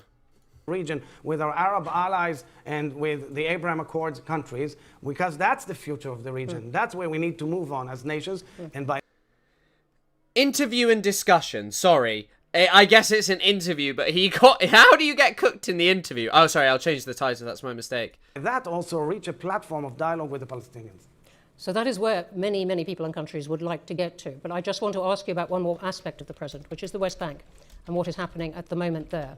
And I'd like to ask for what your view of the expansion of settlements that is going on now and the authorization by the Israeli government of more controversial building, particularly the outpost, the area known as E1, which would bisect the West Bank. The issue of E1 is... By the way, I just want to say that I'm going to be changing my role. Sorry, you wanted it. Nah, I'm afraid I am now president of all political views on the server. Hyper J, make it happen now. It was declared by Minister Smotrich, but that does not mean that it's happening tomorrow. It's a long overall process with a long...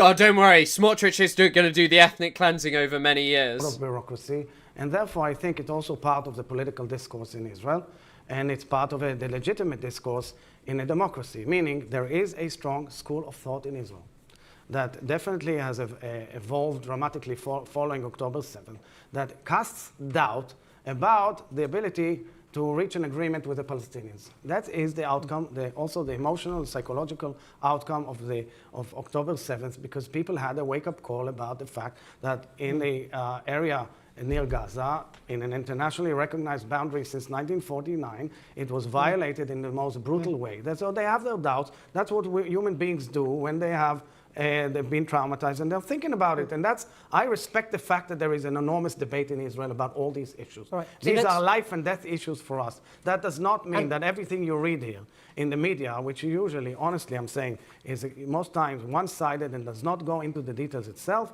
does not understand the debate in Israel. Takes a certain sentence and says, this is Israel because we need to bash Israel. His pin is the hostage. Bro, what is he even talking about? On a daily basis.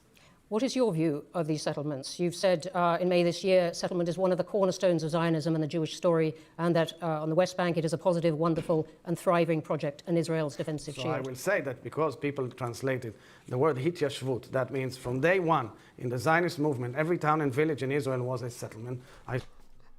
No, bro, he admitted it. He admitted it, bro. Spoke about the whole notion of building a new village and a new town in Israel, and I respect that notion because that's from the early days of establishing our nation. So I understand that. I did not speak about boundaries, nor did I speak about any specific thing, and yet I must tell you that there are settlements and towns and villages in the West Bank that are a source of pride, and people are amazing, and we agreed. He also just admitted that, like, yeah, I love the settlement in the West Bank. Back that there are Hamas also are in the West Bank, but it's more like cells of Hamas. Ways and means to reach an amicable agreement with the Palestinians, despite the fact that there are settlements. It's been discussed in the Camp David discussions already back in 2000. What do you think the Israeli government should do now to stop the violence that is happening by settlers against Palestinians? So we have a very strong legal system. There is investigations and adjudication and law enforcement apparatuses and courts. And the entire legal system is operating on it. We are not indifferent to it, that there could be such instances, but I would not, because of that, in any way generalize or categorize the citizens of Israel who live beyond the 67 boundaries. Let's come to... What is he talking about there? What? If you like the day after, who or what do you think should manage Gaza? So I think that, you know, in the vine leaves, or how you call it, there are many ideas, but part of it has to do with regional cooperation. We should make sure that the pillar of the region called the Abraham Accords will stay strong and intact and be enhanced and upgraded, including with other nations. And part of it has to do with their ability to have a Marshall Plan for Gaza for the day after without terror, but giving a real future, including the ability of young people to study and grow and understand that they're part of a Middle East that moves towards peace. It's difficult to imagine it right now. So a Palestinian... There's nothing I want more than that, but for that sometimes you have to take hard steps and fight in order to change the course. Otherwise, the Middle East will be jihadist. Look at the fate of Lebanon. This is like the earlier video we saw of the guy trying to wish Charlie Kirk, talking about Charlie Kirk's death. Look at the fate of Syria. Give a chance to all of these developments in the region and understand that they're all a direct result of the fact that we fought bravely and courageously against many people's views and changed the course of history. And unfortunately also paid heavy prices for that. Can you see the point where Israel comes to recognize a Palestinian state for Palestinian people living in parallel? So in order to reach that stage, it's like, you know, it's like a chicken and egg. First you have to attend it's like chicken and an egg. To the innermost psychological fears of all sides concerned and deal with it. Just coming with a formula saying, okay, two-state solution doesn't attend to the fact that you have to deal with people-to-people relationship and tissues of life. If you walk in the streets of Jerusalem, if you go to any institution in Jerusalem and many other places, you see Jew and Muslim dwelling together, living side by side in enormous success, fantastic success. It's just not reported anywhere or described anywhere. In the war, I can tell you, if you go to the Beersheba hospital, which was bombarded by missiles from Iran, and you walk into the bunkers now because the building was demolished above ground, and all of these units and all of these medical systems, you see Muslim professors and doctors and nurses with Jewish professors. This is just the same thing. This is just the same thing as TikTok. I don't think I can watch anymore. I don't know if I can watch anymore. I am so tired at this point. I'm not even responding. So that's enough, Isaac Herzog. So actually, I think I'm going to call it for tonight. Thank you all for being on here. Well, you have to pay your... Sorry, thank you for all being on here. Thank you for all supporting. It's just the same thing. And yeah, good night. Sorry, you're going to listen to me talking to myself. I don't think I can watch anymore. I don't know if I can watch anymore. I am so tired at this point. I'm not even responding. So that's enough, Isaac Herzog. So actually, I think I'm going to call it for tonight. Thank you all for being on here. Well, you have to pay your... Sorry, thank you for all being on here. Thank you for all supporting. It's just the same thing. And yeah, good night.